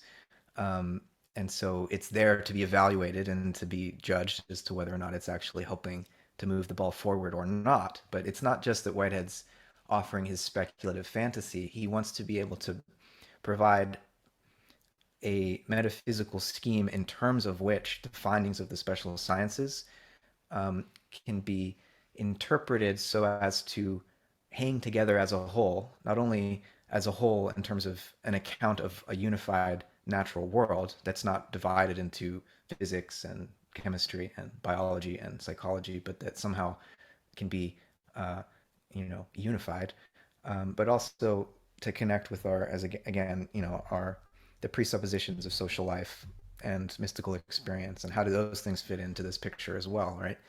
And so, yeah, he wants his scheme to be logically consistent and coherent, certainly, but he also wants it to be empirically adequate to what we have learned scientifically, but also empirically adequate to, human experience and human agency. So a more general form of empiricism. And he wants it to be applicable so that, hopefully by applying the categories of his scheme to quantum physics, to neuroscience, to whatever, we can actually understand better what science is telling us about those domains, right? So that's the goal. Whether or not he succeeds, that's a different conversation, but he does want it to be applicable. And I think this is the goal for everything, any work in philosophy and science that has validity. This should be the goal. And I agree with you. Empirical consistency is important. Coherence is important. Parsimony is also important. And the reason I'm bringing it up is the following: if we don't provide a reductive account of an explicit reductive account of concrescence, then we have to add it to the reduction base and just say, well, this is something that happens in nature. I don't have an account for it. It just happens. It's how nature is. Is it valid to do that? Well, ultimately, we all have to do that. Whatever theory of nature you have, you always end in some reduction base. You always end up with one or more things that you just say, these things just are. They just happen. Because you can't keep on explaining one thing in terms of another forever. But of course, there are criteria for evaluating what is appropriate to put in a reduction base and what is not. To give an extreme example, in the Middle Ages, they came up with this imaginary substance called effluvium, which was supposed to be an elastic but invisible material that would pull a shaft to amber rods. Of course, what was happening was electrostatic attraction. Shaft would cling to amber rods. But these people had no concepts of fields. So they only thought in terms of material things. So they had to postulate this highly non-trivial material called effluvium, which could pull shaft to amber and keep shaft glued to amber, an elastic, gluey material, but it was invisible and it couldn't be cut and you couldn't detect it in any other way. And so that's a bad example of something to put in a reduction base. Okay, effluvium, it just exists. There is such a thing in nature. It's a material, it glues one thing, it pulls one thing to another, but it's invisible and can't be cut and can't be detected in any other way. Similar to Newton's gravity, by the way, this invisible force that kept the moon clinging to the earth and the apples clinging to the ground. Also invisible, also couldn't be cut. But when what you're putting in the reduction base has particularly non-trivial behavior, it tends not to be a good candidate to put in the reduction base. Certain things that you put in the reduction base are just arbitrary, like effluvium, or the flying spaghetti monster that moves the planets around their orbits. You know, it's consistent with empirical. I'm not saying this to disparage anything, just as an extreme example. If the hypothesis is there is an invisible flying spaghetti monster, by hypothesis, it is invisible, and it is moving the planets around their orbits using its appendages, then you could say, well, the planets are moving around their orbits, so the flying spaghetti monster hypothesis is consistent with empirical observation. But is this true? Yes, it is true. But is this a good theory? It's not, because you're putting the reduction base, something that is very non-trivial. It has very complex behavior, and it feels very arbitrary to put the whole invisible flying spaghetti monster in the reduction base. We want to put simple things with trivial, predictable behavior in the reduction base. And concrescence is not simple. It's not trivial. It's a very counterintuitive thing, and there are even papers have been written about whether it's even coherent to think that otherwise separate fields of subjectivity can at all combine to form a higher level field of subjectivity. There have been arguments put by Sam Coleman, for instance, saying that this very notion is, forget plausibility, it's not even internally consistent. It is incoherent, because if you have one field of subjectivity that experiences blue and another that experiences red, no combination of the two could produce purple, because you can say purple is what happens when you mix paint, but in terms of experience, it's a completely different experience to blue and red. So why would a fundamentally blue quail combine with a fundamentally red quail to produce purple? It's incoherent. It's internally inconsistent. I'm not saying these arguments are right, but that many have been put forward shows that concrescence or any form of combination that one wants to put in the reduction base is not as bad as effluvium or the flying spaghetti monster, but it's certainly not as good as a quantum field, which is a very simple thing, whose simplicity can account for so much complexity in a reductive manner. So yeah, that's my point. I think descriptions are valid. Maybe concrescence as a description is not something to throw away, but insofar it's a description, you're putting concrescence in a reduction base, and then you have to ask yourself, is this a good move? In some sense, Whitehead's account of concrescence is an attempt to describe how a particle emerges from a field, right? And he's generalizing that so that it applies to other domains. But, and I agree with you completely that the combination problem is insoluble in the context of a substance ontology, where minds or conscious entities are construed as privately, totally separately existing phenomenal consciousnesses. I agree, totally insoluble. The proposal from Whitehead is that if you construe this issue in a process relational ontology, it's not insoluble. Because the processes happen in a sort of all-encompassing substrate of some form. Well, because when you instead of imagining this as spatially separated entities or minds having to combine in some way, you sort of put it into motion, into process, and you can see how the, let's say, conscious entities that have already had their experience and have perished are then prehended by the concressing entity. And in the process of being concressed, there's this, Whitehead describes the process of contrasting prehensions, and prehensions are objectified. You could say they're objectifications of experiences which have occurred in the past. So they're not subjective and present to themselves anymore. They're being objectified by the next concressing subject, and through a process of prehension, the many different feelings of the past are brought into contrast with one another and gradually grow into a satisfied novel subjectivity. And so it's a description, right?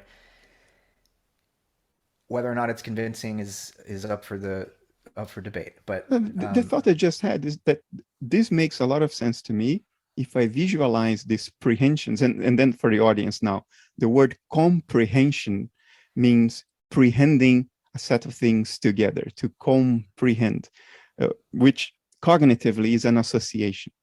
You're bringing things together. In the context of a cognitive field where these prehensions happen, this makes a lot of sense. But then you're talking idealism, because that cognitive field is a universal mind, and these prehensions are mental processes. And then you can have mental processes that are cognitively associated together, forming a complex, which standard psychology and psychology one-on-one.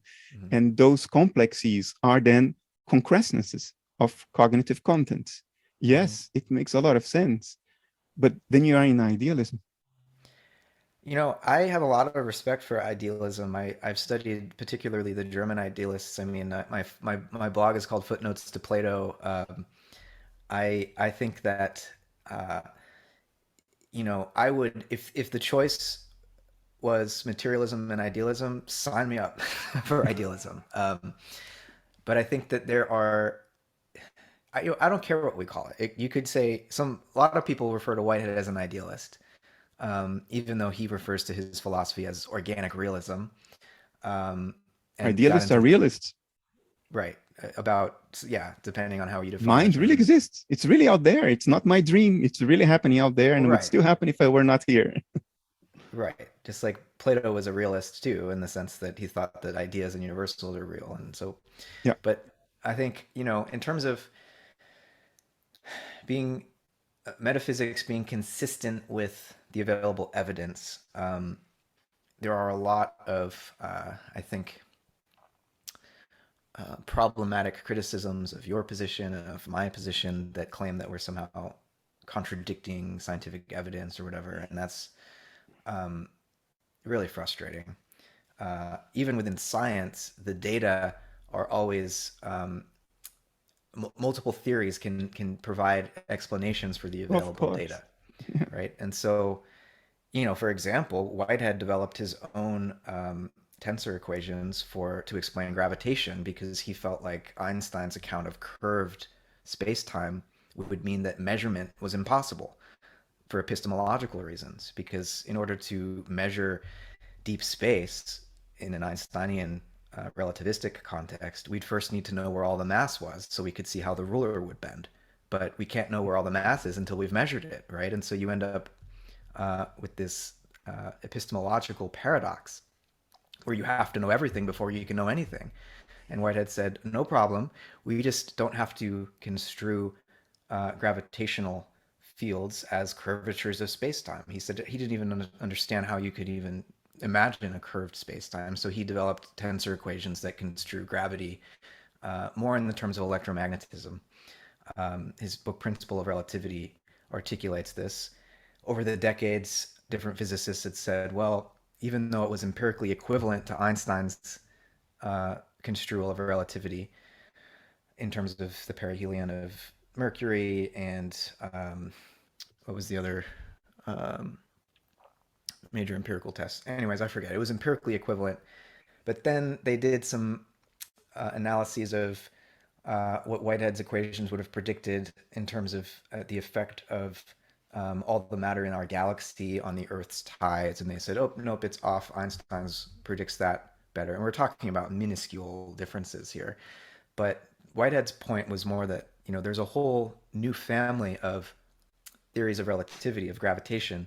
And just as astrophysicists are perfectly willing to insert new values, new parameters into Einstein's equations like dark matter, you can, of course, you can tinker with Whitehead's equations too to get them to line up with new observations, but you benefit in terms of parsimony by not having to imagine a curved space-time manifold in Whitehead's rendering of relativity. So just as an example, there are many possible interpretations of the available data, even within science, much less in metaphysics.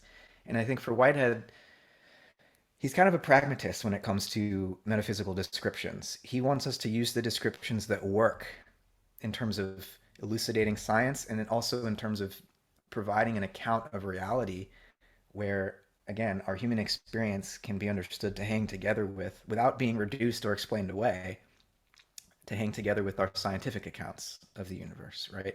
He wanted a language that worked pragmatically so that we could achieve a sense of coherence in our understanding of what science is telling us alongside, our feelings of being, again, moral agents in a community of other moral agents. So the test is ultimately pragmatic. And if it doesn't work, then we should revise, I'm totally with you there. The history of science is the history of convenient fictions. And for as long as those convenient fictions have predictive usefulness operationally, they are valid, but we have to keep in mind that they are just that, convenient fictions, models of thought, things in terms of which we can think of nature, but not facts. My early life was dedicated to find the Higgs boson. Actually, I wanted to find supersymmetry, SUSY, because I don't know how many people know this, but even before the LHC, the Large Hadron Collider, was built, there were Higgs boson events that we saw with the previous generation accelerator, the LEP, the Large Electron Positron Collider. We just didn't have enough statistics to claim a discovery. They were isolated events, so we couldn't say, well, this isn't a fluke. The energy of the LEP was not high enough to generate enough statistics. But even the Higgs boson is a convenient fiction. People think we've seen it. No, we haven't seen anything. We measured something. And then people think you measured the Higgs boson. No, we didn't even do that because the Higgs boson decays before it interacts with any measurement surface. What we did measure was the trash left behind by the Higgs boson, which we can then theoretically reconstruct. We call it event reconstruction in particle physics, nuclear physics. And then we say, well, therefore, there was a Higgs boson there. The Higgs boson is itself a theoretical fiction aimed at explaining inertia. In other words, why isn't everything moving at the speed of light at all times? Why do objects with more mass resist more changes of movement? They are harder to get to move and they are harder to stop. Well, because there is this sticky field called the Higgs field, and the sign of that field is the Higgs boson, which we didn't measure. We measured only the footprints of the Higgs boson. And even those are just little bumps on a calorimeter in a graph. It's highly abstract stuff. So I'm all the way with you there, Matt. But I think different hypotheses should be judged, not only empirically, but in terms of their explanatory power. So if we take, say, M theory, can it explain things? Yes, but it over-explains because there are 10 to the power of, 100 different versions of string theories. There are more different versions of string theories that can account for things than there are electrons in the universe. So that's not explanatory power at all. It's way over-determining. And And I think every hypothesis should be regarded in terms of their explanatory power. And then the question is, does the hypothesis of concrescence, if not given an explicit reductive account, is this explanatorily powerful, or we are just saying we throw concrescence in the reduction base and we just say we don't need to explain it because it's a primary thing in nature? That's the question. And I tend to consider it an arbitrary move to throw that in the reduction base, because I think we probably can give a reductive, explanatorily more powerful account for private human conscious inner life without having to use any form of combination. But that's me. You're talking to the guy who came up with analytic idealism. So of course, that's my position. No surprise there, right? So as I understand your position, you would have a decombination problem, which you propose a solution for, right? Yeah, Through because dissociative alters.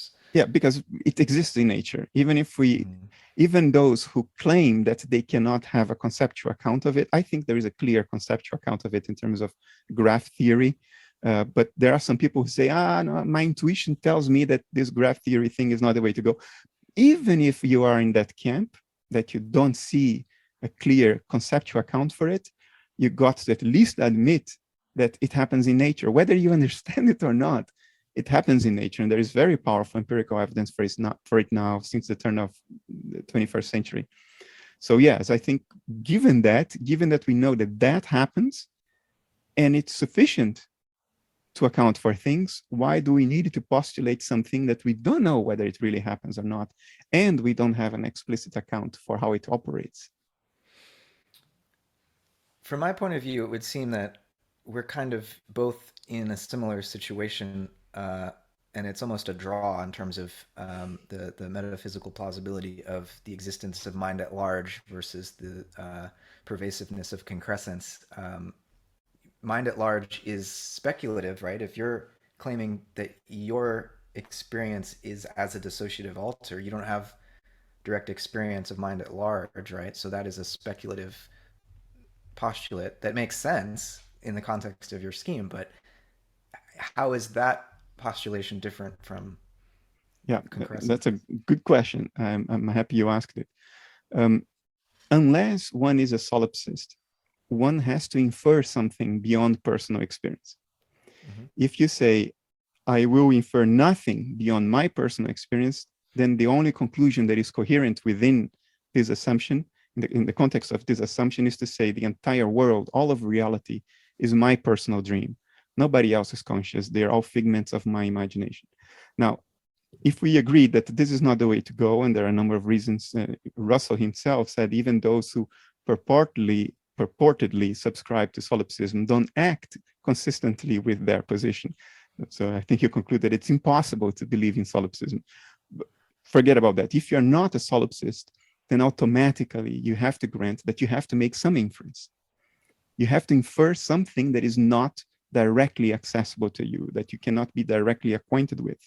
The question is, in making that inference, how far do you go from known territory? So the metaphor I like to use is the following. If we are standing on top of a mountain in the Alps, as I have, you can see the horizon until very far away. You can see across 2 countries, 3 in some parts of the Alps. And you know that beyond the horizon, there's more stuff that you're not directly acquainted with. So in the metaphor, our horizon is our individual minds. We can see until the edges of our individual minds. Beyond, we can't. But when I'm standing on the Alps, I infer that beyond the horizon, there is more stuff that I can't see. But that more stuff is just more stuff of the same kind that I can see. In other words, beyond the horizon, it's just more Earth, more planet Earth.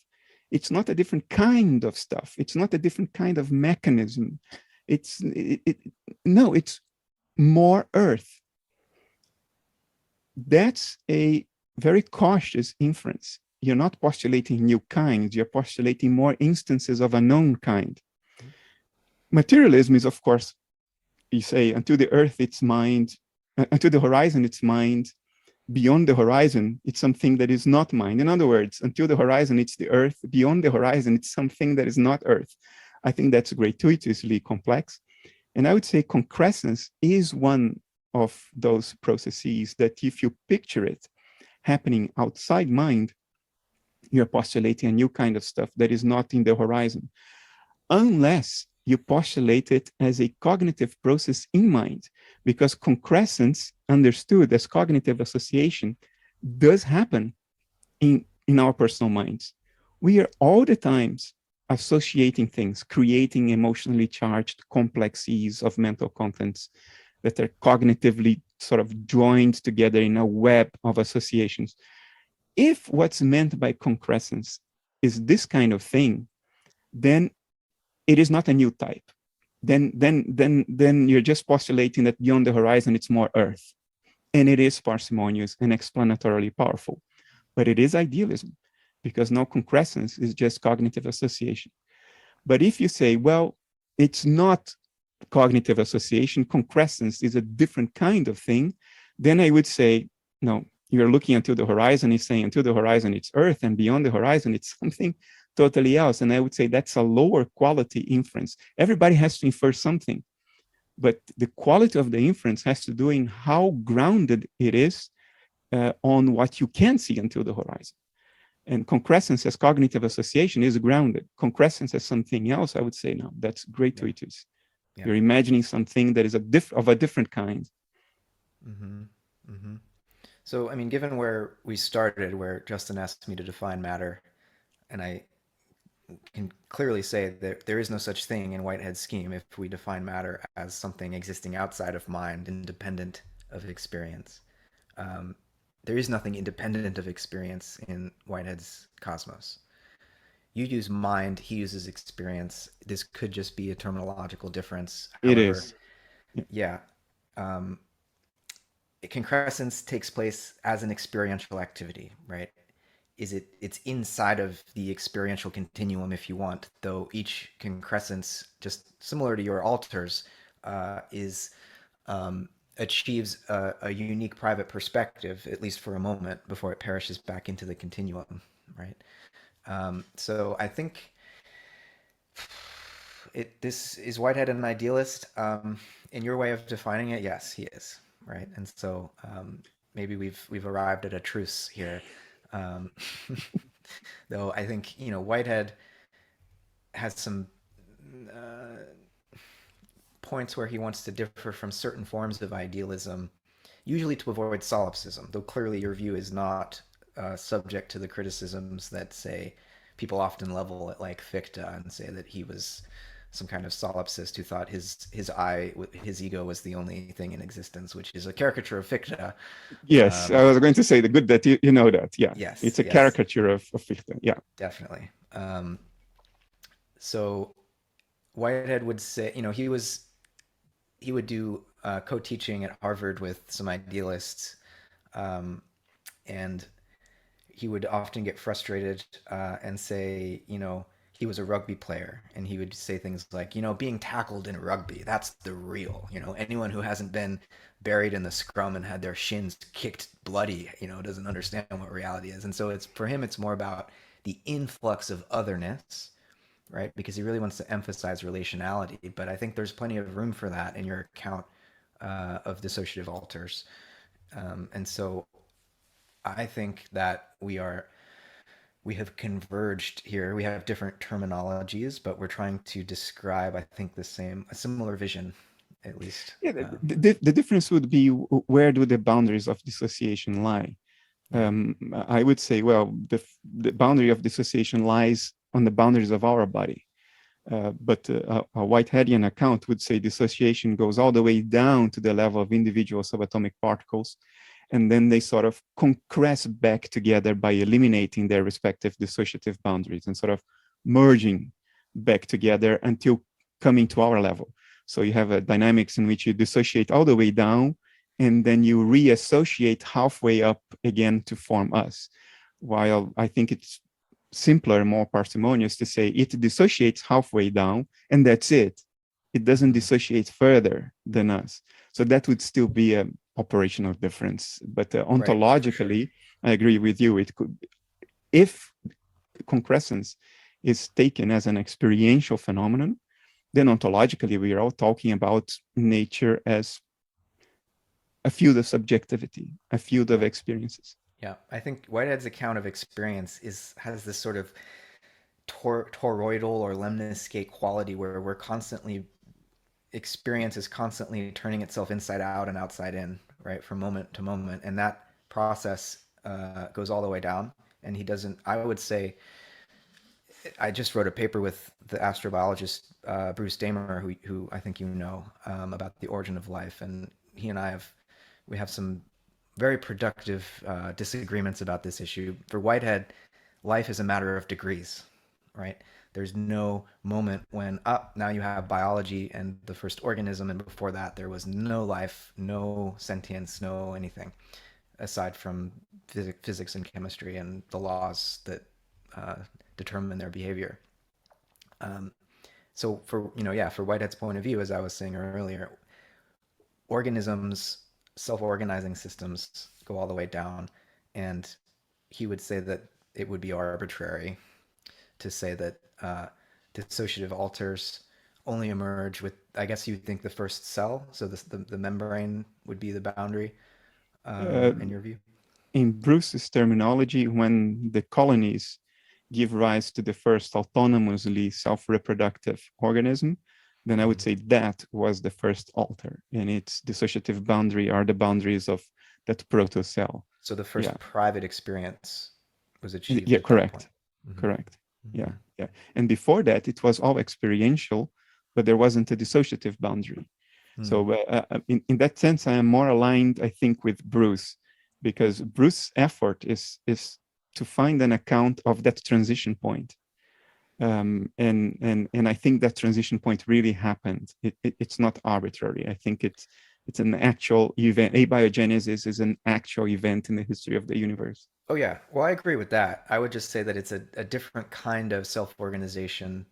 Than the rest.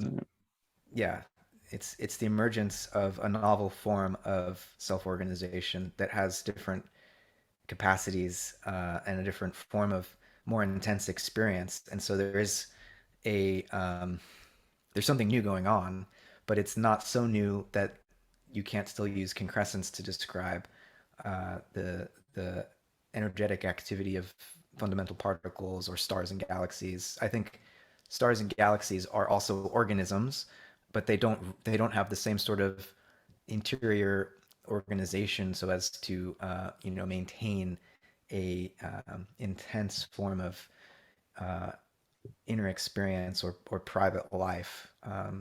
Membranes, and then certainly as single cells become, well, in Bruce's theory, life emerged in a community already, and so multicellularity is sort of there from the beginning and on some simpler level. But when you get plants and animals, um, you're dealing with a form of highly organized experience that is different enough that many people are comfortable saying that it's a different kind from other self-organization in nature. And Whitehead's saying it's not really different in kind, ontologically speaking. It's just a difference in degree, right? But I would even agree with that. But the sense in which I would agree with that is the following. Even before abiogenesis, even before the rise of life, everything that was happening was still mental stuff. So there is no transition in kind from before and after the emergence of life. It's mental stuff before, mental stuff after. The only difference is that mental stuff now has a boundary, has an internal boundary, a dissociative boundary, which configures the universe. The moment the first organism arose, the first living organism, in my mind, that was the division of the universe between two sides, the inner side from the point of view of that organism, and the outer side, the rest of the universe. It's all mental stuff. It's all mental self-organizing stuff in both cases. But the critical point is, when does privateness, private inner life arise? You see what I mean?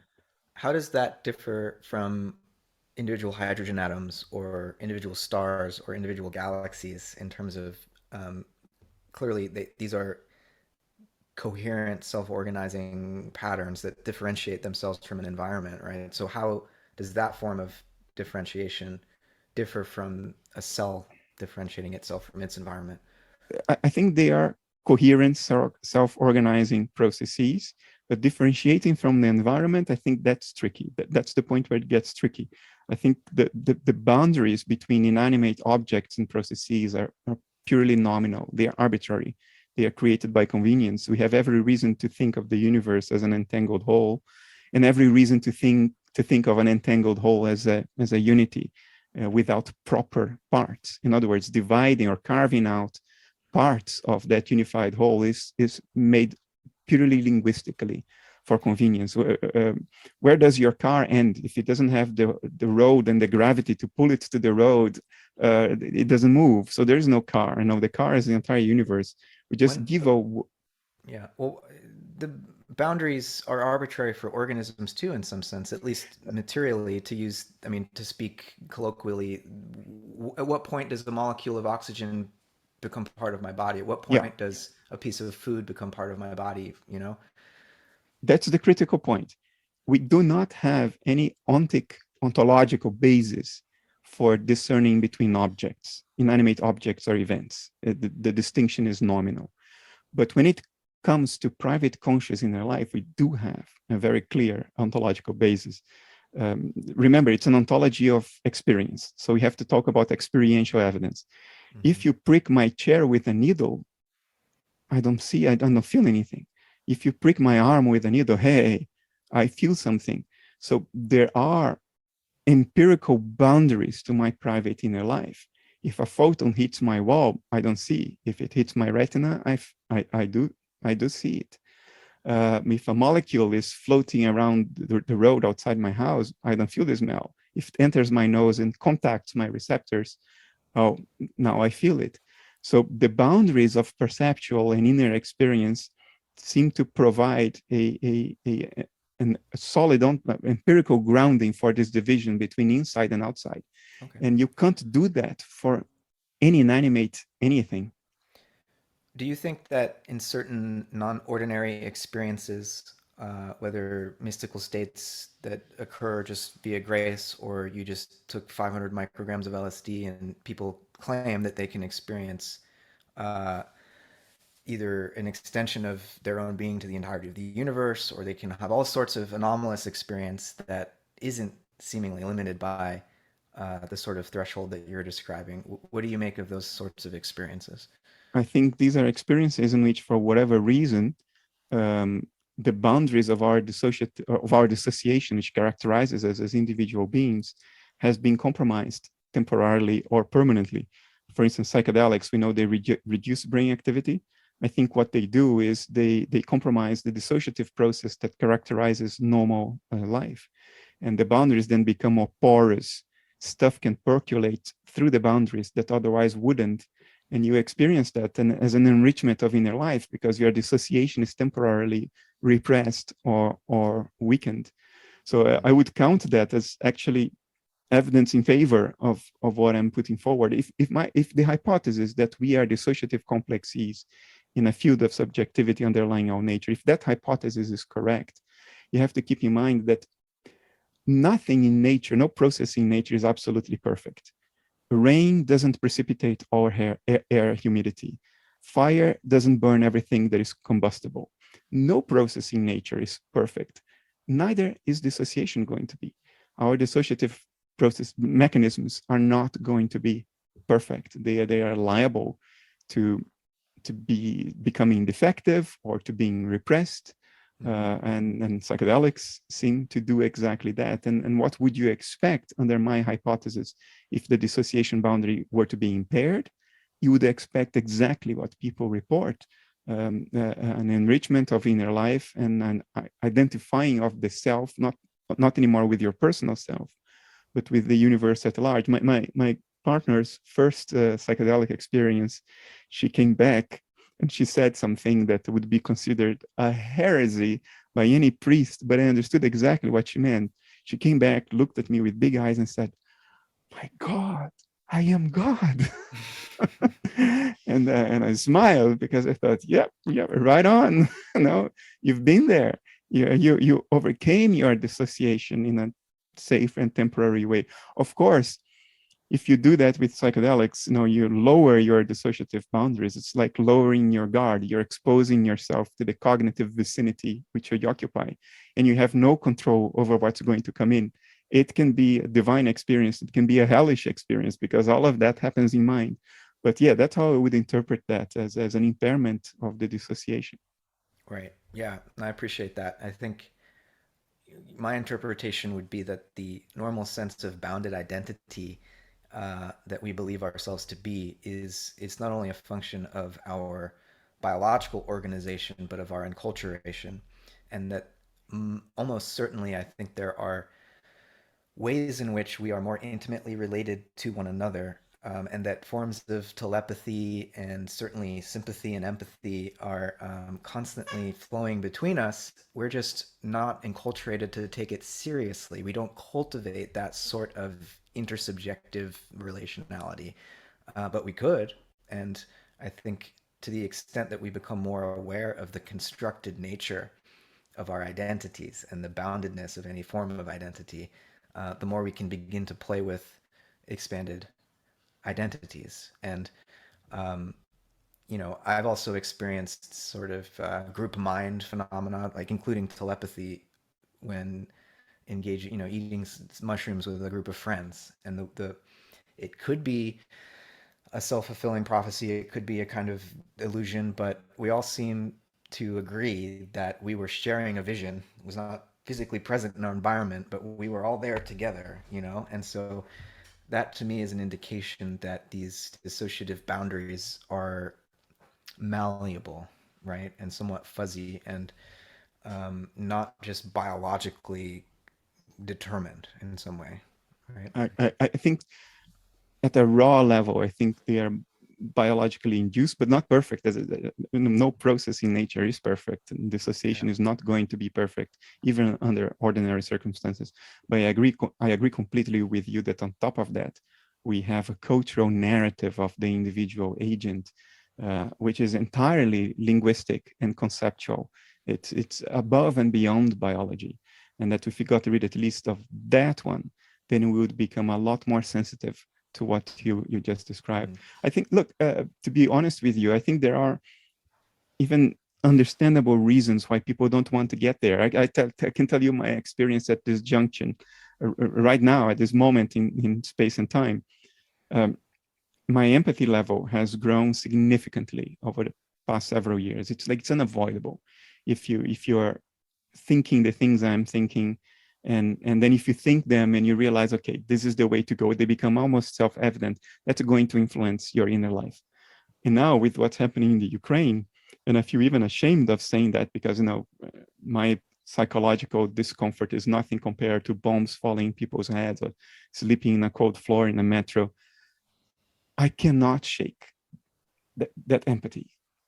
And I'm having trouble sleeping. I feel guilty about everything that's good in my life. I feel guilty that I'm sleeping in a warm, safe bed at night. I feel guilty that I'm having a proper meal. I feel guilty to even get a hug from my girlfriend. It's not fun. So I understand that people don't want to go there. Yeah, yeah. Well, I can relate to that, and it reminds me of. I'm not sure if you're familiar with Rudolf Steiner. Uh, the He was a theosophist and then developed anthroposophy and has this whole elaborate cosmological view of his own. But in a talk he was giving in 1919 to a group of theosophists, he was complaining to them about the way that they claimed to be so spiritual and all about the brotherhood of humanity. Meanwhile, most of them were like upper middle class people. Meanwhile, they're having all these spiritual empathic thoughts in rooms heated by coal that was dug out of the ground by children in England. And so it was his attempt to say, hey, spirituality needs to be grounded in this empathic sense of connection to other people. It's not just about transcending and having your own mystical experiences or whatever of unity with the universe. In some sense, we're all in this together. Yeah, you cannot disconnect the two, and that's why it's an expensive path to pursue. Mm-hmm. Right. And in my case, I'm not pursuing it because of a spiritual sense. I really came at this from reason and evidence. And then I find myself swimming in this endless ocean of empathy that is very hard to manage. Very hard to manage. I live in the Netherlands. There are more pigs than people in the Netherlands. And the pigs, they are kept in these enormous stalls, hardly with any windows. They don't have space often to even turn around. You know, the male piglets are castrated without anesthesia very quickly after birth. And they don't have a life after 6 months living in darkness, under stress, and without any sort of life. They are killed in supposedly humane ways by being getting electroshock first and then being killed. But you know, they know, these animals sense what's happening. They know that they are lining up to be put down after having not had a life. And I live in the south of the country, and sometimes I drive past one of these huge stalls, and then the thought comes, I know what's happening inside. You know, dissociation is sometimes critical for preserving our ability to function.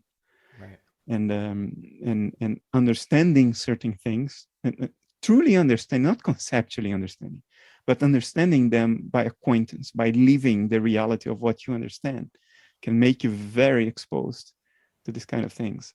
And I do what I can. I mean, I don't watch television anymore. I first scan the headlines, and I select what is safe to expose myself to, because it's just, man, it's a shit show. It's an endless ocean of suffering all around. And yeah, I don't know why I went down this path. It's my state of mind the previous week. Yeah. No, I understand. You guys have had such a beautiful and fluid conversation. And I think if we do end on a sort of down note, that it is March of 2022. And we are, I think, feeling a world consciousness, perhaps. And I'm not saying that in a supernatural way. I think it is just through the introjection and memetics and things like that. And so I think there's nothing wrong with that.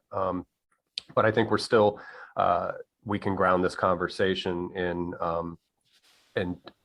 a meaningful and productive dialogue. So I think we're right at 3 hours. We're coming up very close to 3 hours. So if you gentlemen think this is a good place to stop, I would agree. I think, again, this conversation has been civil and productive and informative. And again, it's for the benefit of the audience. It's for the benefit of both of you. Hopefully, I believe you two understand each other better. You understand. That was my impetus for reaching out to both of you, because when Bernardo was on Rebel Wisdom about a month ago, there was a brief exchange between you two, and there was this sort of I don't know, or I'm not aware kind of vibe going on there. So that's what drew me to that. So originally, I before we hit record, I said I would ask some questions, but I don't think that's necessary. I think, Matt, in your thread in Twitter, the questions have been answered, or people need to research Bernardo's work more, because they were from your camp and they didn't really, some people just, I think they need to do more research or watch more. There was an AMA that came out about a week ago with Bernardo, and I think that was a productive, a good place to start. Any of his interviews are productive, so I would offer that. But to the audience, if you do have a question for either, put it below, because I intend to reach out to both Bernardo and Matthew, perhaps for the fall of this coming year, to have more conversations one-on-one, myself and either or of the other. So you can ask a question there if you had something from this, and I can try to bring it forward in about 6 or 7 months if they can make space for me to have more conversations. So again, I'll offer my gratitude to both you for this conversation. I hope it goes out into the world and has its own purpose and utility. When we talk about telos, and I'm sorry if I'm going to go on a tangent here, I think we are the spearhead of the telos, that these agents are fumbling and feeling our way on behalf of that, if we want to call it the mind at large, or the universal underlying core subjectivity, that we are doing that. So, and I love the phrase from, or the quote from Ibn Arabi, who says that God sleeps in the rocks, dreams in the plants, stirs in the animals, and awakens in man. I think that kind of leads to what both of you were saying, both by the arrows or by this drive in nature that we see that's all around us. So we're essentially in our adolescent stage as man, psychically and emotionally, and I pray to God that we pass through that and can see the other side. And I say that as a quasi-atheist. I get rid of the personal God to have a greater God emerge. Oh, and also to acknowledge Floki and Ansley, or is it Ainsley, our animal co-participants, our fellow creatures of the world. Yes, there we go. We want to acknowledge both of you. So if you two want to do just a quick wrap-up closing statements, and then we'll turn this loose in the world and see what it does for us. Matthew, would you like to start? Just kind of a wrap up? Yeah, well, thanks so much, Justin, for giving us the opportunity. And Bernardo, this was a real delight for me, just to really ask questions, gain clarity, and try to translate our views. I think 3 hours went by really fast, and this, to me, was hopefully a model for others to engage in philosophical dialogue in an attempt to pursue the truth, rather than, I really hate debates, because while they might be entertaining if you've already chosen a side, or even if you haven't chosen a side, just to see two people go at each other, it can be entertaining, but that's not about pursuing truth, So I think we engaged in a dialectic here that hopefully moves the ball forward, and people listening better understand one or both of us. And just where we ended, I think metaphysics and philosophy are not the sorts of views we come to are not incidentally related to the social problems that we're facing. And so I think understanding the place of human consciousness in a cosmic context is essential if we want to live with one another in a more peaceful and loving way, not just with other human beings, but with all living beings. So we have a duty to our fellow humans, but we also have a duty to other living beings, because they suffer too. And in so many ways, life is a web, it's a network, and we all need each other in order to continue to coexist. And if our ontology doesn't give us some insight into the nature of that coexistence, then suffering may increase. And so I think both of us are striving to articulate a worldview that replaces the scientifically, at least, totally demolished materialist worldview. We just are trying to get the rest of the culture to catch up with what science has already done in so many ways. So this was a lot of fun, and hopefully valuable to everyone listening. Yeah, absolutely. I share the sentiment completely. It's rare in this day and age to have a really productive, enriching conversation. I think that's what we've had today. I'm happy that other people can share in this conversation. I have had conversations like this before, which were not recorded and were not meant to be recorded. This time I find myself having exactly one of those conversations while it's being recorded. So it's a sort of the double bonus, this one. It's not only good for us, it's good. We can share on that goodness with others as well. So yeah, I'm very happy we've decided to do this. Yeah, amen, amen. And I'll say to both of you on a personal note that I admire and respect both of you tremendously. I think the work that you're doing is pushing back a force or a tide of nihilism and psychic despair in the world. And you guys are building a library together. You're populating it with ideas, aka books, to stretch the metaphor. And those books are all going to have diverse content. And I think when we talk about concrescence, as being either a myth or a useful fiction. It is a heuristic nonetheless, and it is one that inspires people. I know some, we all know very intelligent people who are using those heuristics to, or the utility of that work to be novel and be imaginative and creative, which is what Whitehead speaks to. So anyway, and Bernardo, of course, analytical idealism has shaken things, with what you've done. So, hats off to you for that, and hats off to both of you. So I will say goodbye to you guys when we stop record. We'll say goodbye to each other that way. But to the audience, those of you who are there, and I suspect there will be a bit greater percentage retention with this conversation, because it was intense and productive, intense in a good way, just really thinking things through. So gentlemen, thank you guys so much. Thank you to the YouTube audience, and be well, everyone. Take care.